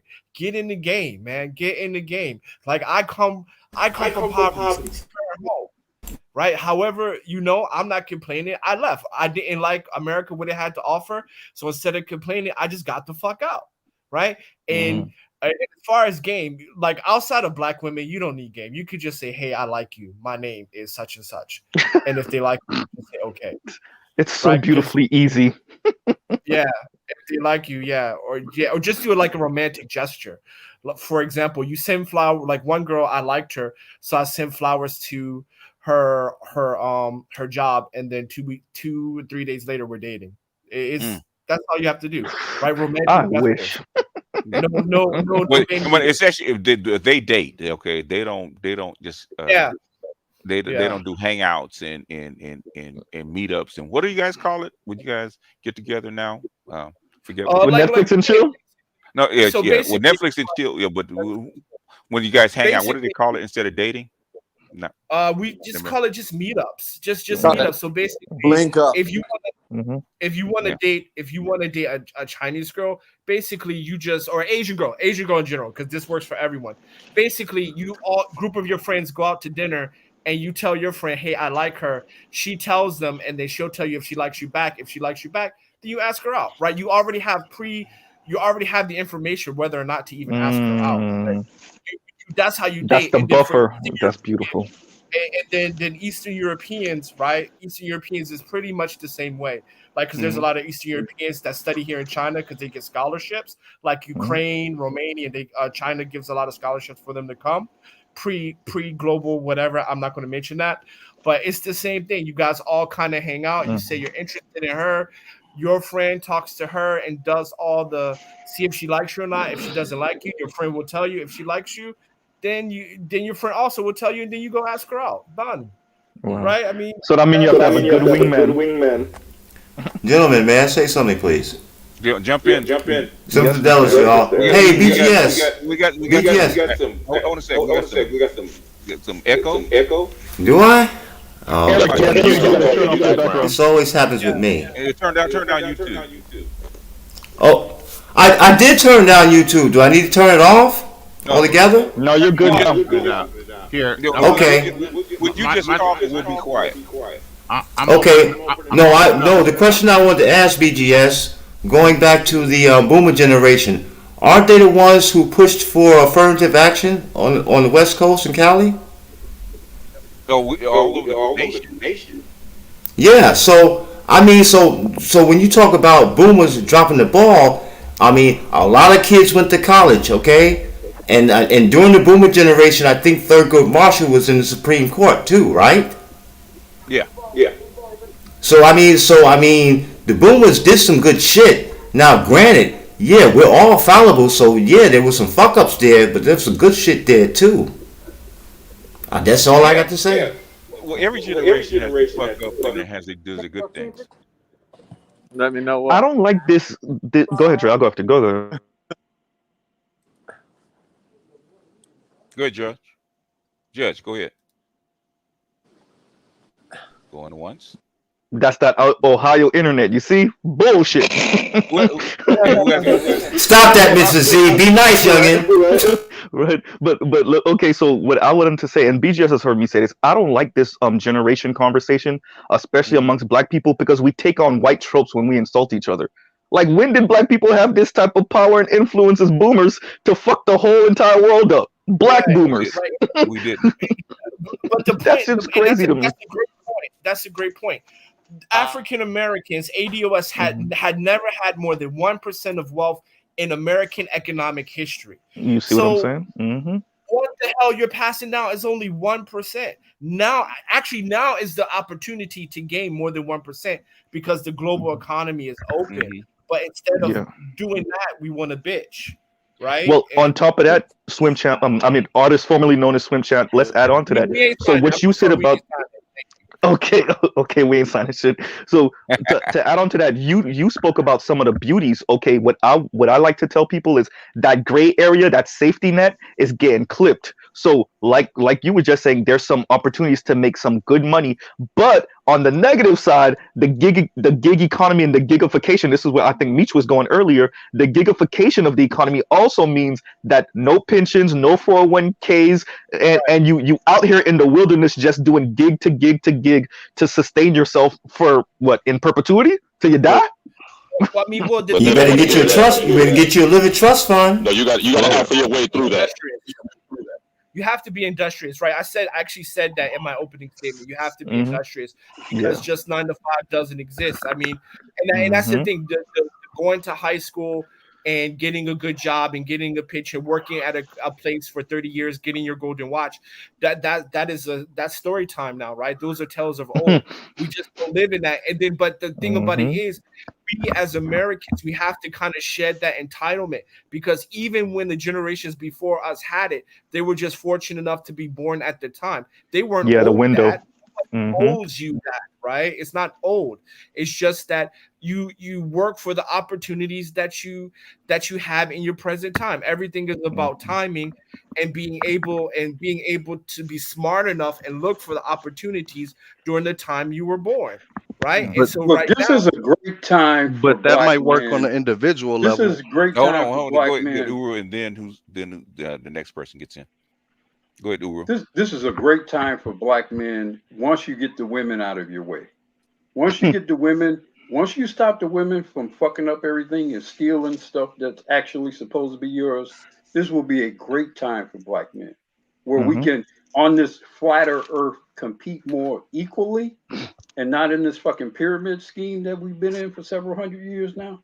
And being at the bottom of that pyramid scheme, I like the chances of ADOS men. I like the chances of black men in a fairer, flatter world. Yeah, me too. I mean, you putting too much red meat about flat earther on the table. Okay, we ain't signing. Then who's trying to get in? That was me. Okay. I'm John. I'm Johnny Economics. Okay. Okay. Hold on. Go ahead. Go ahead. We ain't signing, and then Johnny. Yeah, I just want to say that I agree with Black Guru where it's just flat. And at the end of the day, right? I mean, look, everybody, I mean, like, things are not, you definitely have people fell in the cracks, but you had people before that. Even when you could get a good job after high school, you still had people fell through the cracks, right? We don't operate on a zero sum. If 60 to 70% are okay, then it's effective, and that's what you move on, right? There's no guarantees in life, right? Especially if you're a black man. So have the fucking audacity to blame a generation for something you owe, especially being ADOS in America when you know the game, is crazy as fuck. It's cat shit crazy. And I'll close with that. Trim the fat out of your diet, grow and kill your food, get rid of all the shit that's worthless to you. Either sell it or put the shit in the garbage can. Black men can live that way. Learn to live lean, more efficient, and be able to move when the hell you need to be able to move. Yeah. Right. Go ahead, Johnny. Real quick. Real quick. Go ahead.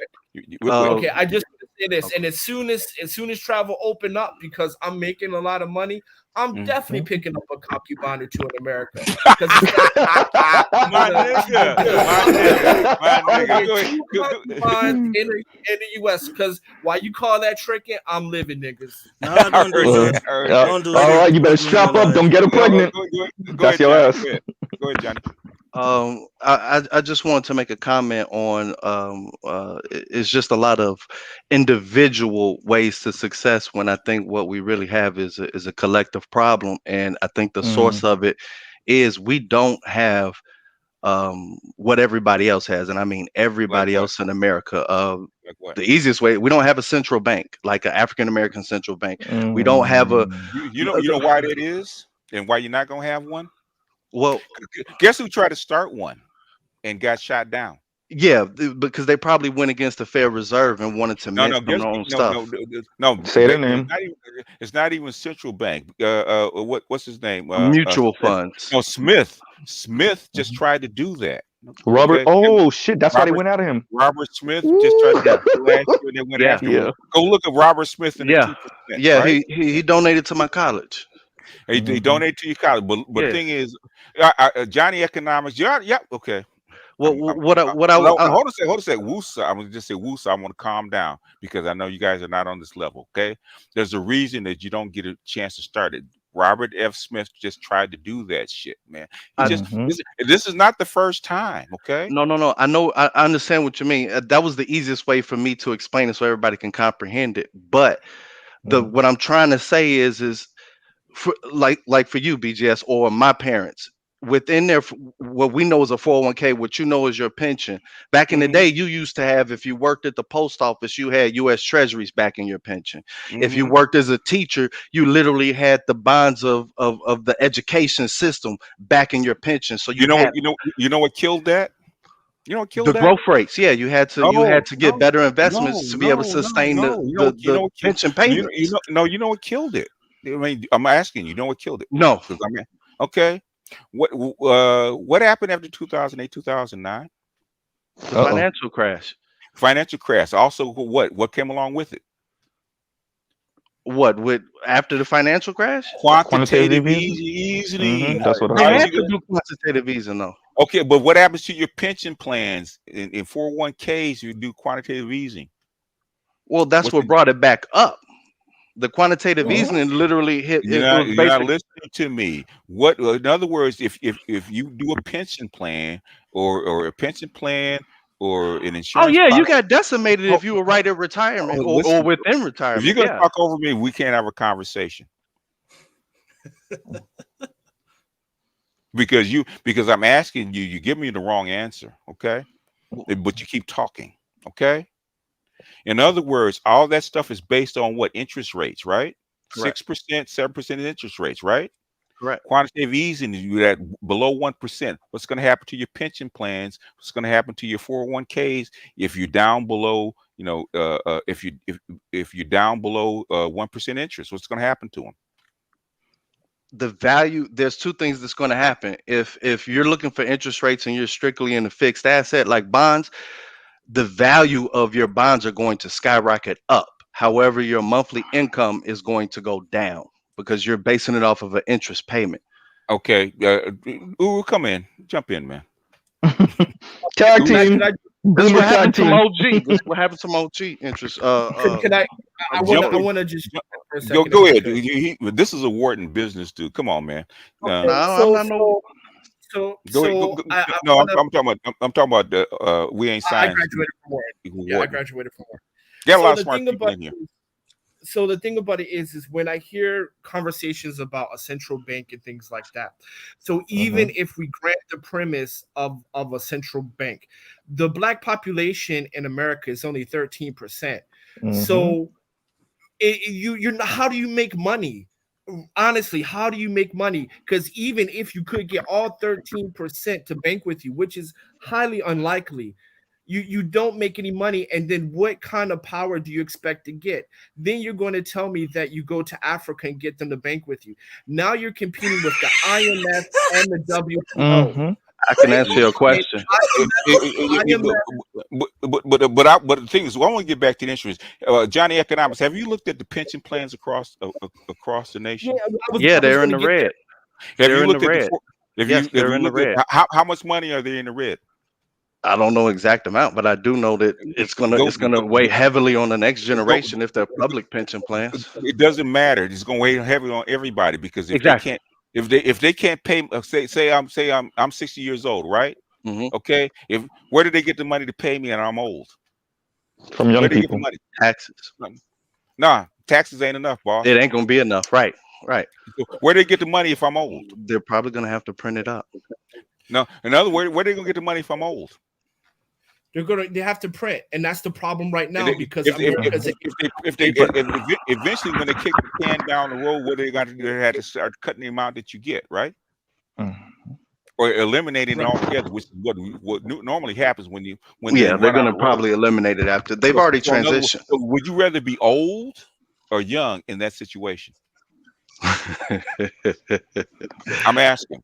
I don't want to say it like this. I'd probably rather be old. Like that. I'm asking you. What, as far as in this situation, the older people right now have a better advantage than the youth. No. In other words, if they cut off pensions tomorrow, I'd rather be young. Of course, young. In other words, you being young is in a better situation than old people. Okay, because you don't depend on your pension. People that are boomers and silent generation actually afraid that their Social Security will actually get cut off, and it could.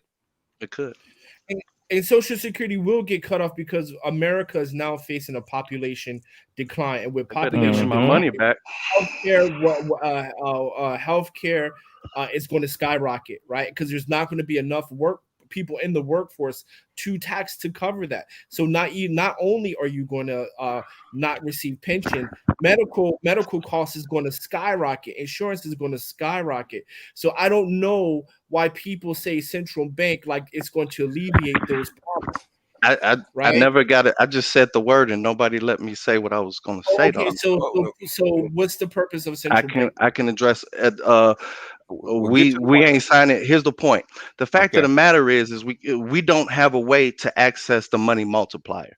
So if you have a steady income that's actually going to one account, once you have that amount of money, you can actually make loans to your own people. Let's call it what it is. It's called fractional reserve. Exactly. Start with the money multiplier. Start with that. But that's what if we don't, we're not in capitalism. Capitalism. We're the only people in America not in capitalism. A Korean. Our main complaint is we don't have a capital base to loan us the money for our businesses to build. Because you're not a separate entity. You're not a separate entity. If you're Japanese, Chinese, whatever, you have to work within the system that you're in. Okay. Right, and they have basically they have their collective. A credit union has the same rights as a bank does as far as lending. But that's not what I'm talking about. I'm talking about, okay, like, I guess this would probably be your generation, BJS, but like a susu where you all had a pot, or when they say Tulsa, Oklahoma, like Tulsa wouldn't exist if the residents there didn't own the bonds of the actual city to promote growth. So what happened to Tulsa? They got burned down. Racism. I eliminated the racism part. I know that part. So in other words, why do you think I just told you that Robert F. Smith tried to just do that shit? But that's one man. Yeah, but correct. There are black things. Correct. It's just one. So in other words, if a billionaire can't get it done, it's connected. How do you think you're going to do it? No, we don't even need to go there. No. I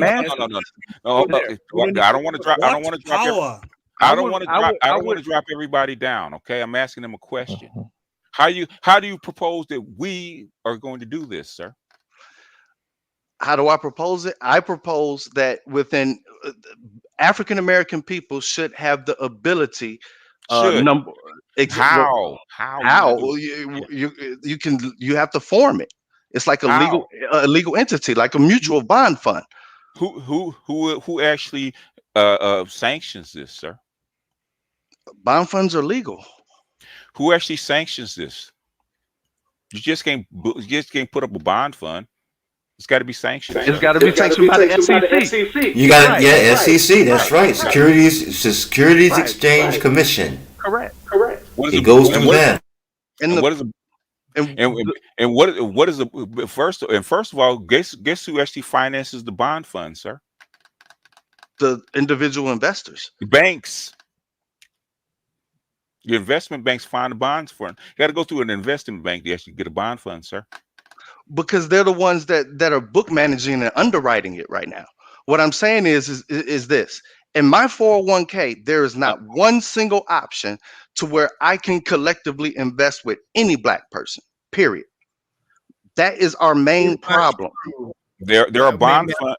Okay, start a bond fund. Right. That's what that's all I was trying to say. That's all I was trying to say. Where's your bond fund? I'm working on it. I'm trying to finish my master's. I'm trying to get all that together. The person that started the Tulsa whatever fund, okay? The made off of the money. Oh yeah. Those are your goddamn problems. Tulsa real estate fund. Right, and those are the major problems, because when you get to that level, they don't provide. I think the easiest way has to be investable through your 401. The biggest problem is, why should another black person trust you? Because it's not going to be running through, because you'll be able to buy it through Citibank. You'll be able to buy it through Goldman Sachs. You'll be able. Go ahead. In other words, why should a black person trust you, your black bond fund, when black people have a reputation of making off for the money? BGS, can I interject for a second? Go ahead. I'd like to evidence. Okay, so first and foremost, you know that there's 42 black-owned banks in America and 45 investment firms, and the top investment firms have $3 billion in assets. Mm-hmm. So what you proposing already exists, but yet we still have the problems, at least the problems that you perceive. So therefore, you Black Enterprise. You can go to blackenterprise.com. It's a black business magazine, and you'll see 45 different investment firms and 42 black-owned banks. But they're offering the same blue chip products. What I am saying is literally, once you get the bond fund, that is literally your reserves to be able to finance, to build what you're talking about. Those people are managing funds, so they're offering a mutual fund that's already out there. No, let him finish. I'm not talking about being just dude. Yeah, I'm trying to stop them from interrupting you. Okay. Yes. Okay. Calm down. Okay. One thing, man, got to remember, I come from the conscious community. I have heard this kind of stuff for the last 30 years. Okay. Mm-hmm. Getting kind of tired. So get to your point so people can not interrupt you. My point is, don't give us a sales pitch. Get to the point. My point is everybody's talking about you need to build your community. I hate using that word because it's so fractured. But you have to be able to finance it. You have to be able to have a monthly income to qualify when they're running their loan ratios, or if you want to loan it yourself. What I'm saying is the most stable reserve, as far as where you get the most percentage of saying, all right, when the government or banking regulators look at it, they're going to say, all right, we consider this a 90 or 100% reserve asset. if enough brothers, whether you're doing it every week, $10 a right, that's the major if. In other words, you got to sell it. Okay. Exactly. $10. In other words, you got to sell it, and the problem is selling it. Okay. Well, you're not. Hold on a second. You're not the first. You're not the first one to have this idea. You got to sell it. You got to come up with a better idea. Okay. The best way to do it is having the big banks, because you have African Americans working in major positions and certain roles inside of every major financial institution right now. What did We Ain't Signing just say? You got 45 of them.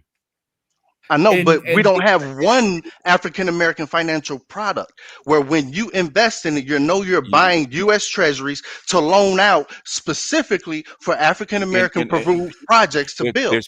There's people that have tried that, okay? But they didn't run it through actual banks. They tried to shortchange us and scam us. They did run it through banks. What are you talking about, man? Much of the history. Go ahead. I would like to ask something. So I want to enter this into the evidence book. So there's 45, I just said 45 different banks, 42 different financial firms, 13 different Black-owned, Black-ran, Black-hired construction companies that builds highways, stadiums, hospitals, etc. These things all exist. And so what I'm hearing, and I could be wrong, you're just saying that you're unhappy just because the total amount of finances is not fully going through Black hands. This is business, right? You have to appeal to everyone to make money. But at the end of the day, if these financial firms are operating at $2 to $3 billion and you have 45 different Black banks, right? And you have 13 different construction companies that build infrastructure. So it already exists. But yet, whatever your issue is not being met in need. But H.J. Russell does not have the financing that they say that they want. They are already telling you, every business community, every business roundtable says that the problem is a lack of. They don't have enough access to resources. Give him 3 minutes. 3 minutes. Give him get his pitch out. Okay. Give us your pitch. At this point, okay, no, he's gonna keep. I don't want this to be an hour. We're already at almost 3 hours, right? I'll stop after this. I'll stop after this. No. In other words, basically, okay. Give us your elevator speech. Give us your pitch. Here's my pitch. Go ahead.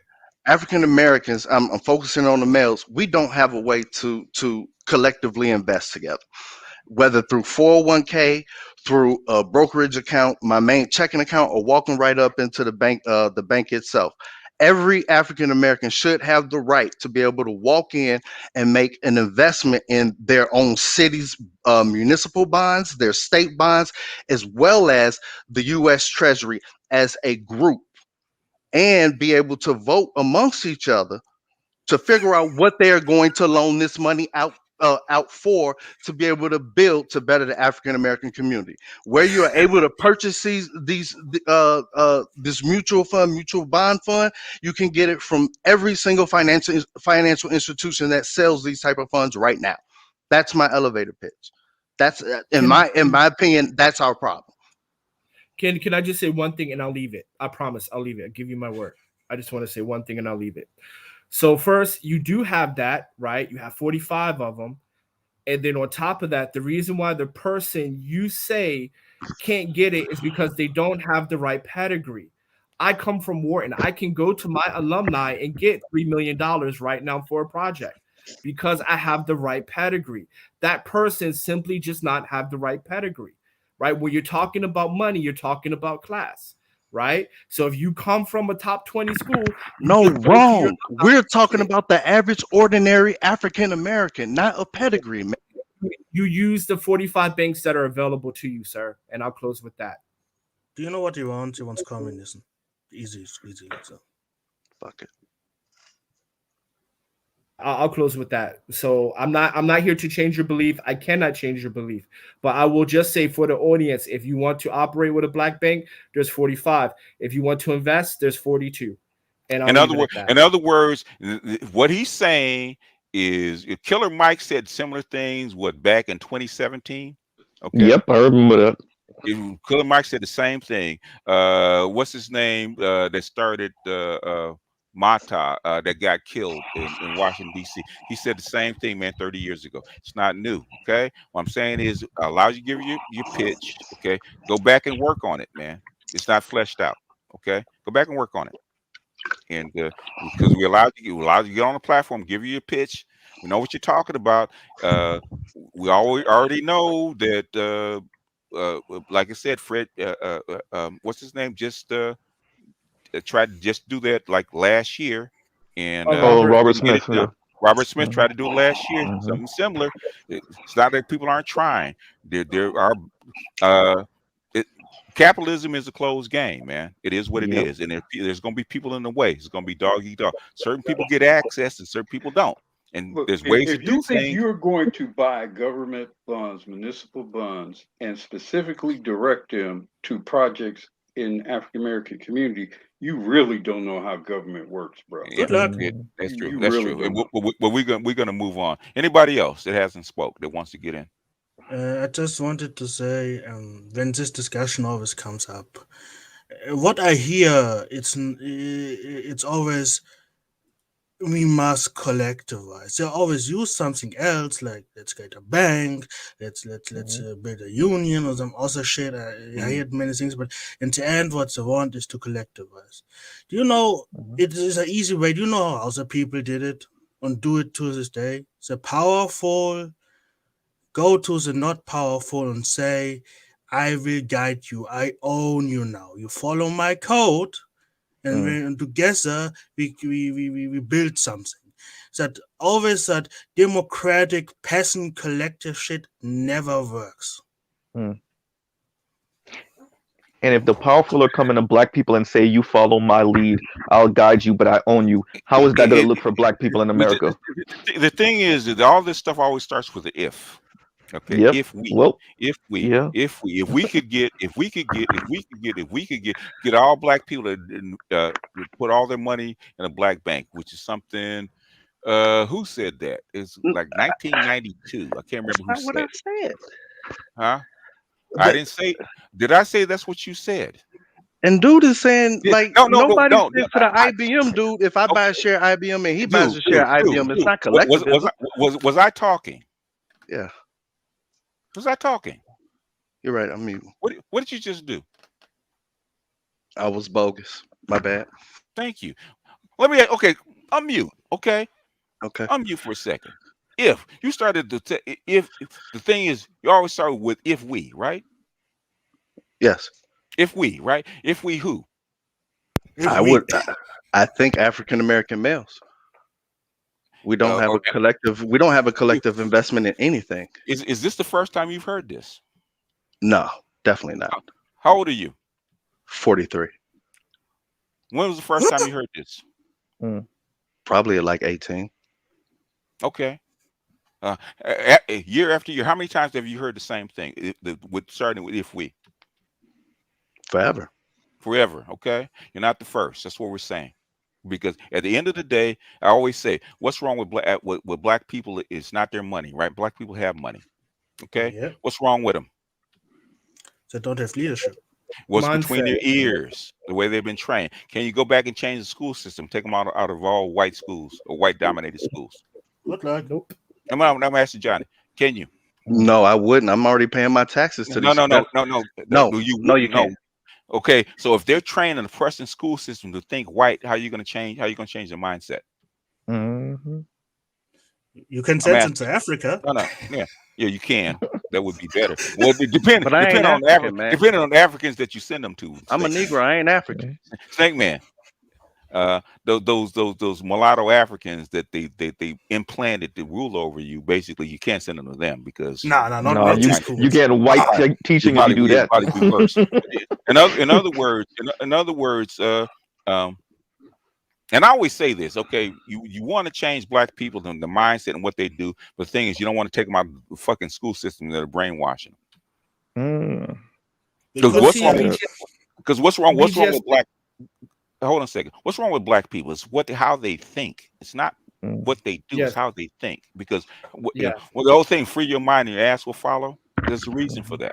Okay, and people know that. Go ahead, we ain't signing. That's why I understand. Okay, that's why I let him get his pitch off, because I can't tell you how many pitches I've heard over the last 40 years. Okay, can't tell you how many. How many 1-800 Unitas, the Motown Network, Bank Black, right? Bank Black Institution, the Black Bond Funds, Black Baby Funds, Boycott Christmas, Black Christmas, put your money in a black hand, right? Blah blah blah blah blah, on and on and on and on and on and on. What's at the bottom of all this stuff, right? How black people think. Okay. You see, in Los Angeles, with my mentor, who's been doing this forever. Actually, basically, Claude Anderson would not have a career without my mentor. Okay, would not have a career. She basically, her and Fred Price actually sponsored Claude Anderson. He would not be the person he was today without her and Fred Price. Okay, she's been doing this since the fucking 60s. That's my mentor, so I know this shit inside and out. Okay, literally know this shit inside and out. So the thing when I'm saying, go ahead, we ain't signing. Go ahead. Well, the thing I find a bit confusing is that the things that people complain that we don't have, we actually do, and is available. For Robert Smith, I don't know why he wasn't allowed to do that. Because you know why. Oh, you know why. Well, but go ahead. He is black. No, yeah, that's because Robert Smith was talking about power. Okay, he wasn't playing.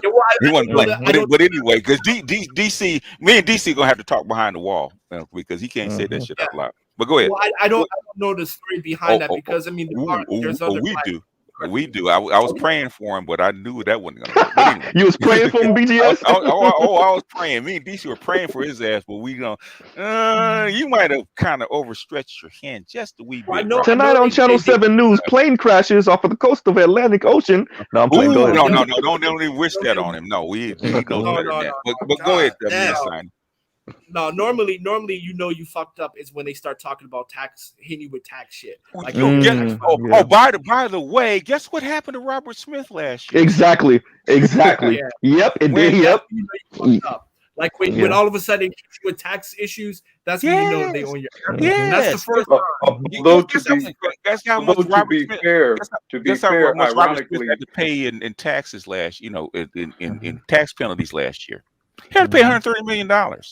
Although to be fair, ironically, those tax issues, that tax investigation with Smith started under Obama. Now it ratcheted up under ratcheted up under Trump, but he had been dealing with that going back to Obama. Yeah, so he pissed somebody off. Yeah. Well, what do we see with the difference? So sorry, go ahead. I'll go after you. It's above policy and perhaps even above race, or somebody don't want him to go, but so far. Apparently. Yeah, so I don't know why he wasn't allowed, because I mean we have banks.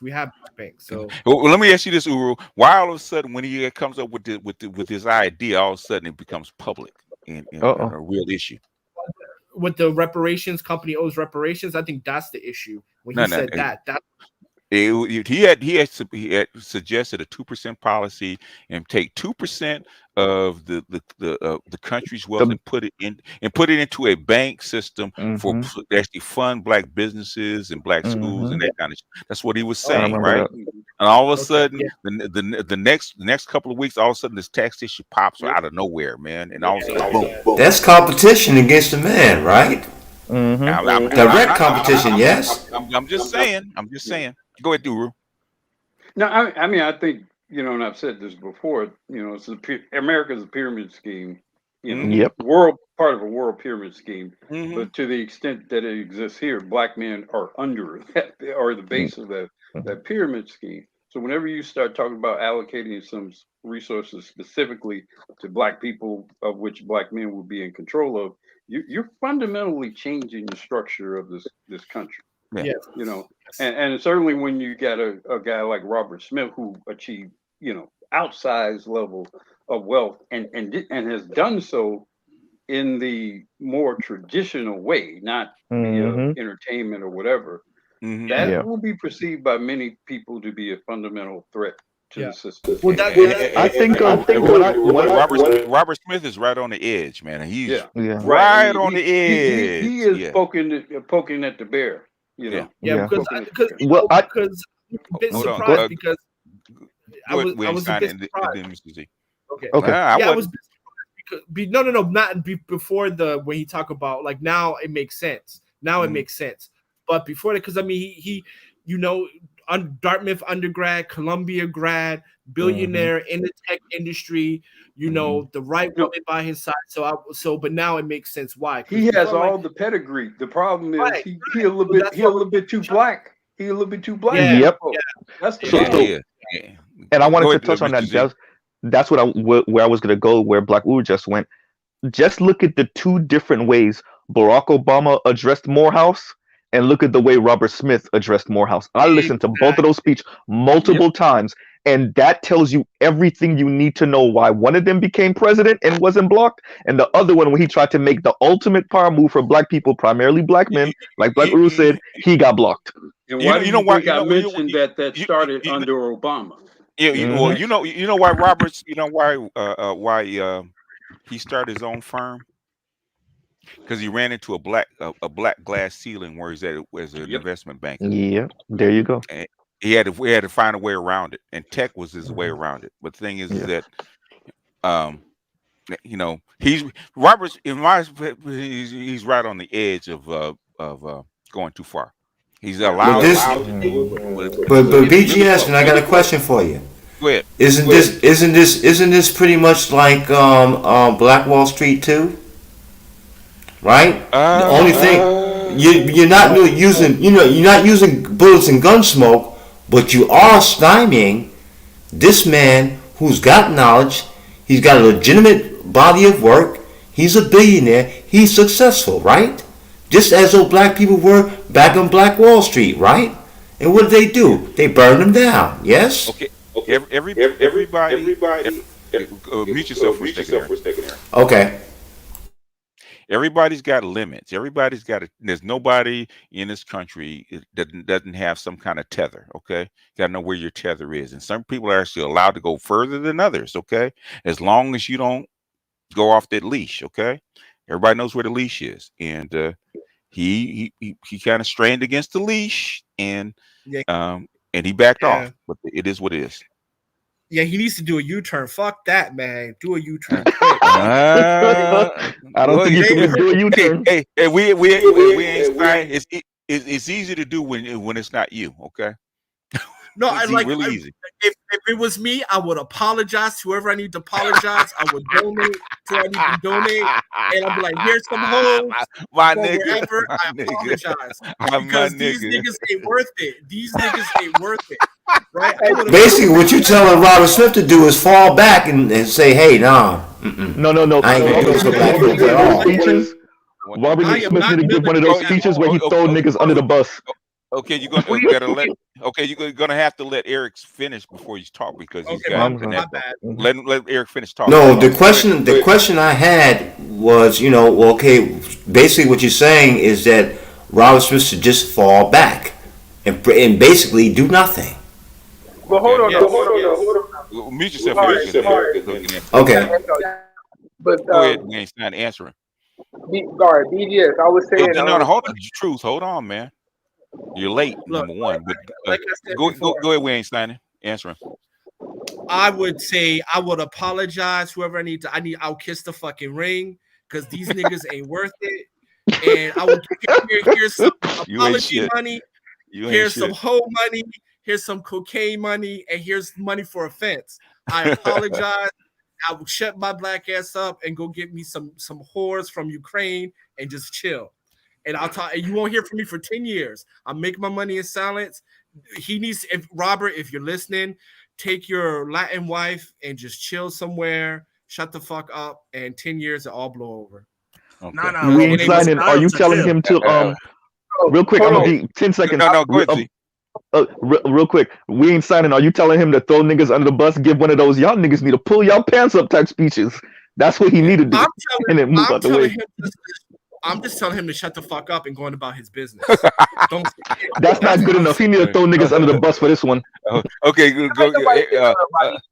Let Eric answer, and then we're gonna go to Truth. But I mean, okay, all right. Now, Robert Smith, right?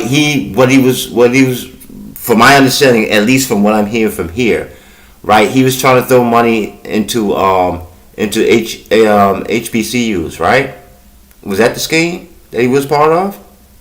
No, it wasn't. Okay, so what was he doing? Because I need to know more detail. Look up Robert Smith and 2%. Okay, look it up now then. Okay. And basically, hold on. Go ahead, Truth. Basically, my question was, what do you mean he's straying against the weak? What do you mean when you said that? And okay, if everybody, I don't care who you are on this planet, right? Okay, who you are on this planet. Okay, when you work in a system, everybody has a leash. Everybody, I don't care from the richest person all the way down to the poorest person. Everybody has a leash, and they can only go so far without the system actually coming in on. And by right? the way, if a white man did the same thing that Robert Smith was attempting to do for black people, they would come at him too. They would come at him too. Best believe. Yeah. They would come at him differently in some ways, but they would come at him too. Yeah. So this is okay. So this one at a time. This Go is ahead. what. Who's trying to get in? Was it? I'll wait for him. I just wanted to say this. I just wanted to say two things. Everyone, rich, poor, middle class, whatever, everyone works for the service of the machine. And I have yet to meet a nigga that's worth $1 billion. Okay. Wait, say that again. You have yet to meet someone that's worth $1 billion? I have yet to meet a nigga that's worth me losing $1 billion. Oh, okay. I see what you're saying. Okay. You got a point. Man's got a point. Go ahead, Truth, and then if Eric wants to jump in after Truth, he can unmute himself and jump in after Truth. Is this what Tariq Nasheed was talking about when he was talking about LeBron and his handlers and I think the other guy, he's talking about the other guy, what's his name? That does that does the sports. He does the sports and stuff. Like I don't know. You talking about Smith? Cino. Damn. Carcino. Okay, what about him? Yeah, he talked about the same thing with the athletes, specifically like LeBron. He got a whole bunch of handlers and stuff. Everybody has handlers. Okay, everybody has handlers. LeBron has handlers, and so does Jeannie Buss and the Lakers. So you'd have to. Like I said, it's a pyramid scheme. Everybody is allowed to do something according to their connections and their talent, right? Everybody has a leash. That's what we're trying to say. Everybody has a handler. Go ahead, Eric. Hey, BGS, I'm not going. Excuse me. I'm not going to make any more comments until I read this article about Robert Smith's 2% plan. I'll read that, and then if we're still on air, then I'll ask some questions. We probably won't be because we're going to end it like 15 minutes. Hello, okay. Can you hear me now? Yeah, we can hear you. Go ahead, Charles. Oh my God. Goddamn technical difficulties. Baltimore internet. Nah, it's that Miami shit. You know, all that plastic and beach whales and shit. Y'all be making breasts. At least we got internet and Wi-Fi. And which I got is crime and cocaine. But that's thank you, Wayne Stein, and thank you for jumping on, man. But go ahead, Charles. Yeah, thanks a lot. You guys have a good night. Thank you. Bye. Thank you for that Wharton Business School knowledge. He's right though. That's why no, we have people he like Uru and him on here because this is their business. They have to deal with money and this kind of stuff every day. Some stuff they probably can't even talk about. Yeah. Well, do you think people even realize that black men only make up like 6% of the U.S. population, spread out amongst 50 states? Like when people talk, sometimes I'm like, "What are y'all talking about?" Here's a part that you got to realize: you're not really spread out in 50 states. Oh yeah, some states it's only one nigga. Basically, the 60% of black people actually live in the South. Yeah, in the Black Belt. Yeah. And then the rest actually live on the East Coast. So most of America, there are no black people. I wonder why they. I wonder why they still live in the South. Good God. Well, BGS lives in LA, and he knows about the gentrification happening there. No, because I'm gonna tell you exactly why. Because black people are still afraid of white people, and for a good reason. That's like you're gonna have a whole bunch of black people living in fucking Montana or North Dakota. Even though there's almost nothing. Where there's nothing there. There's nothing there except white There's people. There's tax havens there. No, there's white people and guns. Go up there and try. Go up there and live there if you want. Shit, BGS, not this Asian nigga. Well, thank you. We had to be honest about ourselves sometimes. Well, I'm probably too frank and honest. But go ahead, Charles. I'm sorry. I just look at it where it's like, when I move around too many white people, I start to itch. So I'm sorry. I never thought I got that itch till I start the scratchies. I'll be like, God damn, it's a lot of white people here, man. I'm itching. It's not a Charles, look at this way. Charles, look at this way. In the words of Dave Chappelle, if I may. Go ahead. In the words of Dave Chappelle, first of all, what is a black man without his paranoia intact? On top of that, before I got timed out, yeah, exactly. And on top of that, as far as I would agree with Mr. Z, in fact, or like what's going on, Robert, with Mr. Smith, to quote Anderson .Paak, "Bitch, you at the bus say you." All right. Go ahead, Charles. I get to the point where I'm looking at it like, I got billions of dollars and I got black people. Why you say it like that, man? Because it's like he's looking at one hand with the billions of dollars and the other hand with black people, and he's like, oh. We didn't have to say it like that, man. I had to spit out my drink, my water. That's fucked up, it's Charles. just. I'm gonna get you back for that, man. I'm gonna get your ass back for that. Man. Go ahead. And I'm just thinking to myself, it's like it's the equivalent of like when I fight Mike Tyson if he slaps my girl. My girl didn't treat. Shouts out to Martin Lawrence. It's like it's one of those harsh decisions where niggas don't make it easy for you to really take care of them. Like, you niggas ain't shit. Charles, let me sum it up for you. Hold on. I'm gonna sum it up even better. I'm gonna sum it up even better because one. Every time I need a nigga to do something, a nigga got what? Nigga excuses. Nobody can make an excuse like a nigga. Oh man, can I hold $1? Well, I only got $10. I'm broke. Nigga, I just asked for one. like nigga, really? He brought it. Like nigga, why you late? Like niggas are the only people in the world that will call in late to let you know they're gonna be late. I'm gonna stop talking about me. Yep. I'm just looking at it like every time you try to do anything to progress black people forward, black people have a magnificent and unique way of pissing in your face and saying it's raining. Look at what happened with the Platinum Plan when he brought it up on that BT, what is it called? BT I don't know what yeah. I know what you're talking about. Look at and it's like you gotta think about that. We got this plan for black people. What about black women? Bitch, you have black. What you worry? Oh, the cocktails and hoes. Cocktails and queens. Yeah. Really, you said it half right. It was called cocks and hoes. But anyway. Real quick, Charles, I'll actually read a couple of cash apps and then and I just had to think about it. Like, I can't blame too many brothers when they be like, I'm black, I'm pro-black, but when I fucking paid the tuition for these things, how many of these black women complain only because I had a non-black wife? Fuck you niggas. But go ahead, BGS. Yeah, I'm reading a couple of cash apps and we're gonna start wrapping it up. I got a cash app from CK, appreciate you, and I got a cash app from Andreas. I appreciate you. But BGS, what this ties back into, it's a conversation me and Black Uru continue to have about why there's so little black billionaires in America. For those of you that don't know, it's about 720 billionaires in America. And me and Black Uru are going back and forth if it's like 9 or if it's more like 15, right? Either way. 700 what billionaires? I think it's 720 billionaires in America. And somewhere between, let's say, 8 to 15 billionaires. Black Uru says it's more like 8, 9, or 10. I'm saying maybe 12. Either way, it ain't enough. Well, it is what it And is. there's a reason for that. And Robert's Robert's situation is an example of why there's a reason for that. You know, Yeah, and I'll pause right there. go ahead, Eric. I want to ask a question, BJS, because it sounds like to me from what I've read thus far from the article about Mr. Robert Smith, it sounds like he's actually doing act of reparations.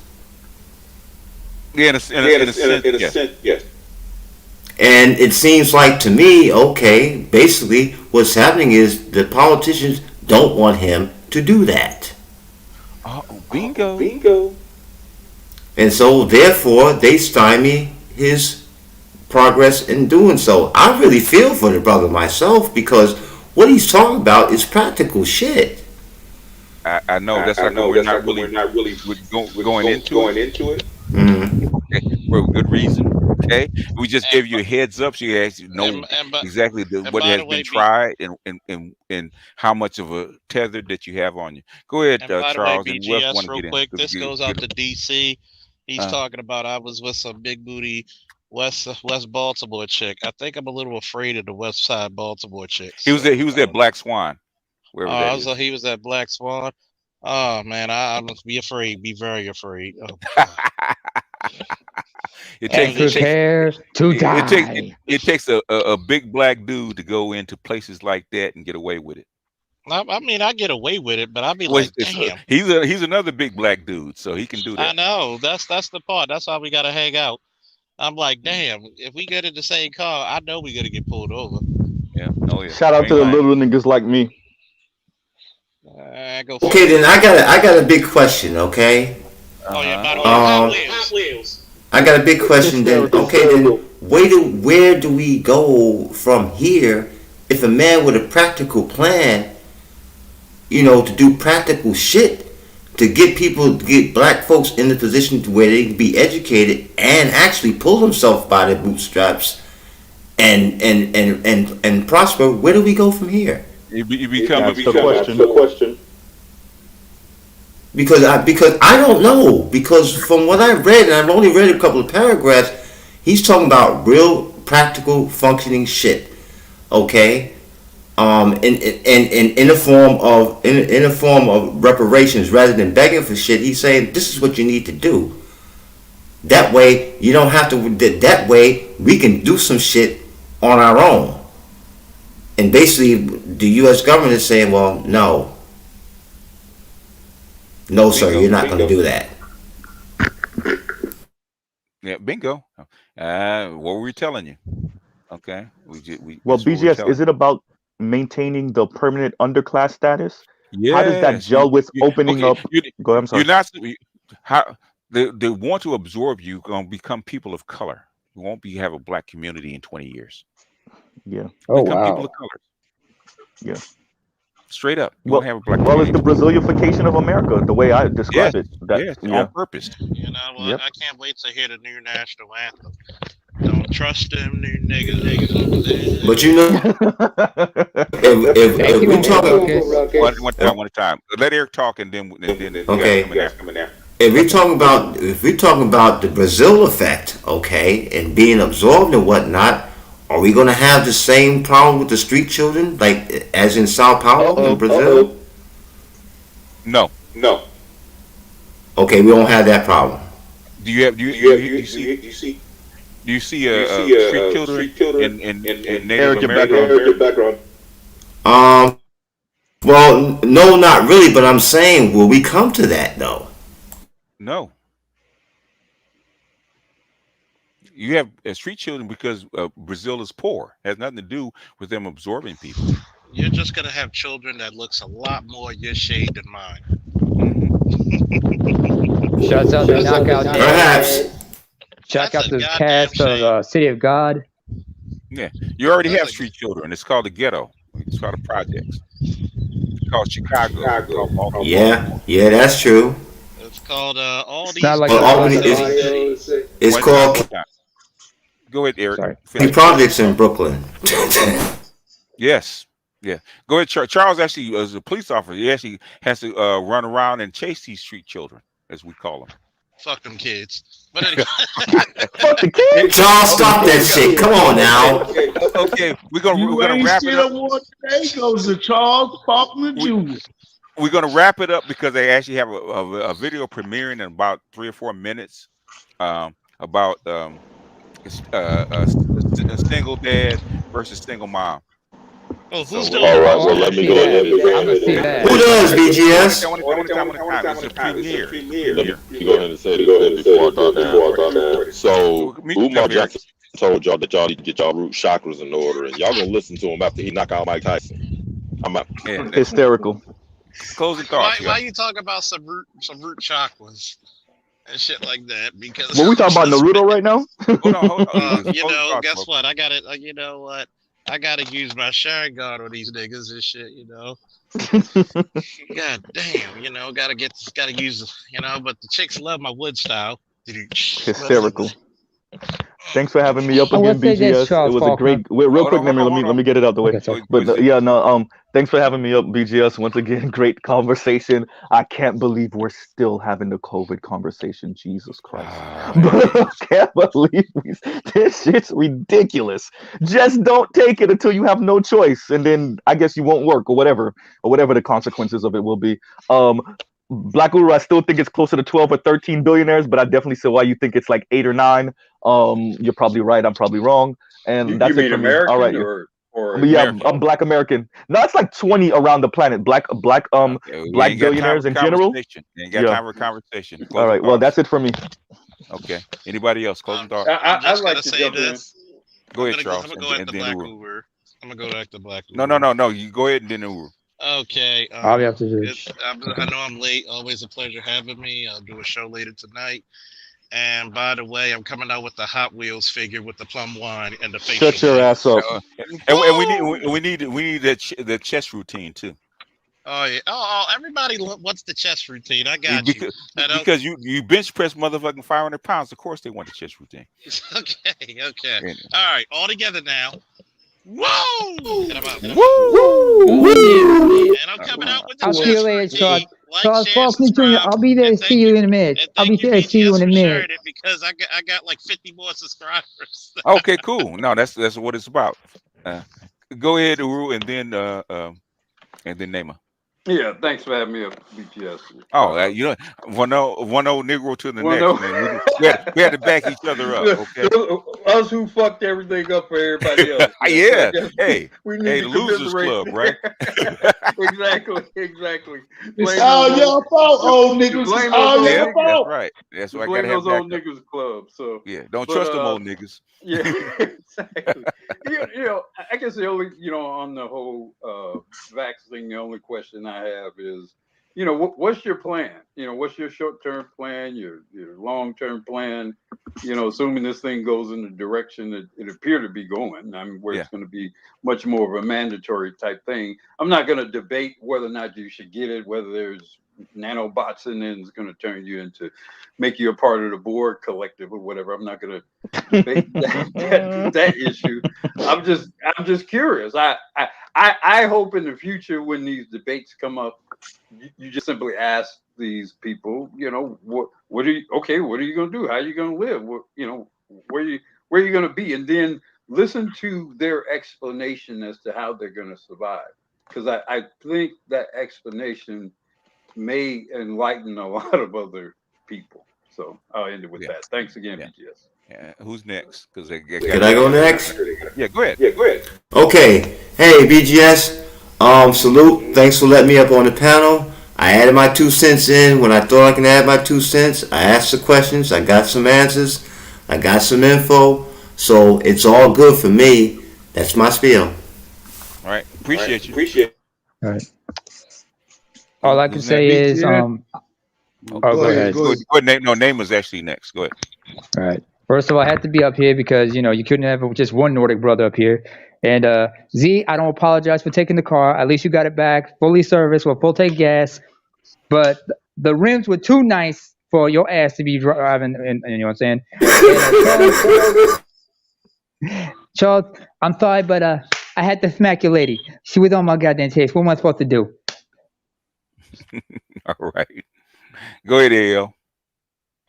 Boss, it's always a pleasure to gain and obtain the knowledge that you give. I get tired of you having to battle with these old knuckleheads, but that's okay. That's the only way we're going to re-indoctrinate them. So we just go re-indoctrinate them one knucklehead at a time, day by day. Yeah, we love Negroes, so that's the problem. Hey, I sent you a BGS surcharge text earlier. Just don't. If we don't love the Negroes, nobody else gonna love them. I agree. Yep. Y'all boys be good, man. I'll be looking for that video, BGS. Okay. It's coming up, man. It's probably premiering right now. So I'm trying to. It is. It's already started. Yeah. Is it on YouTube?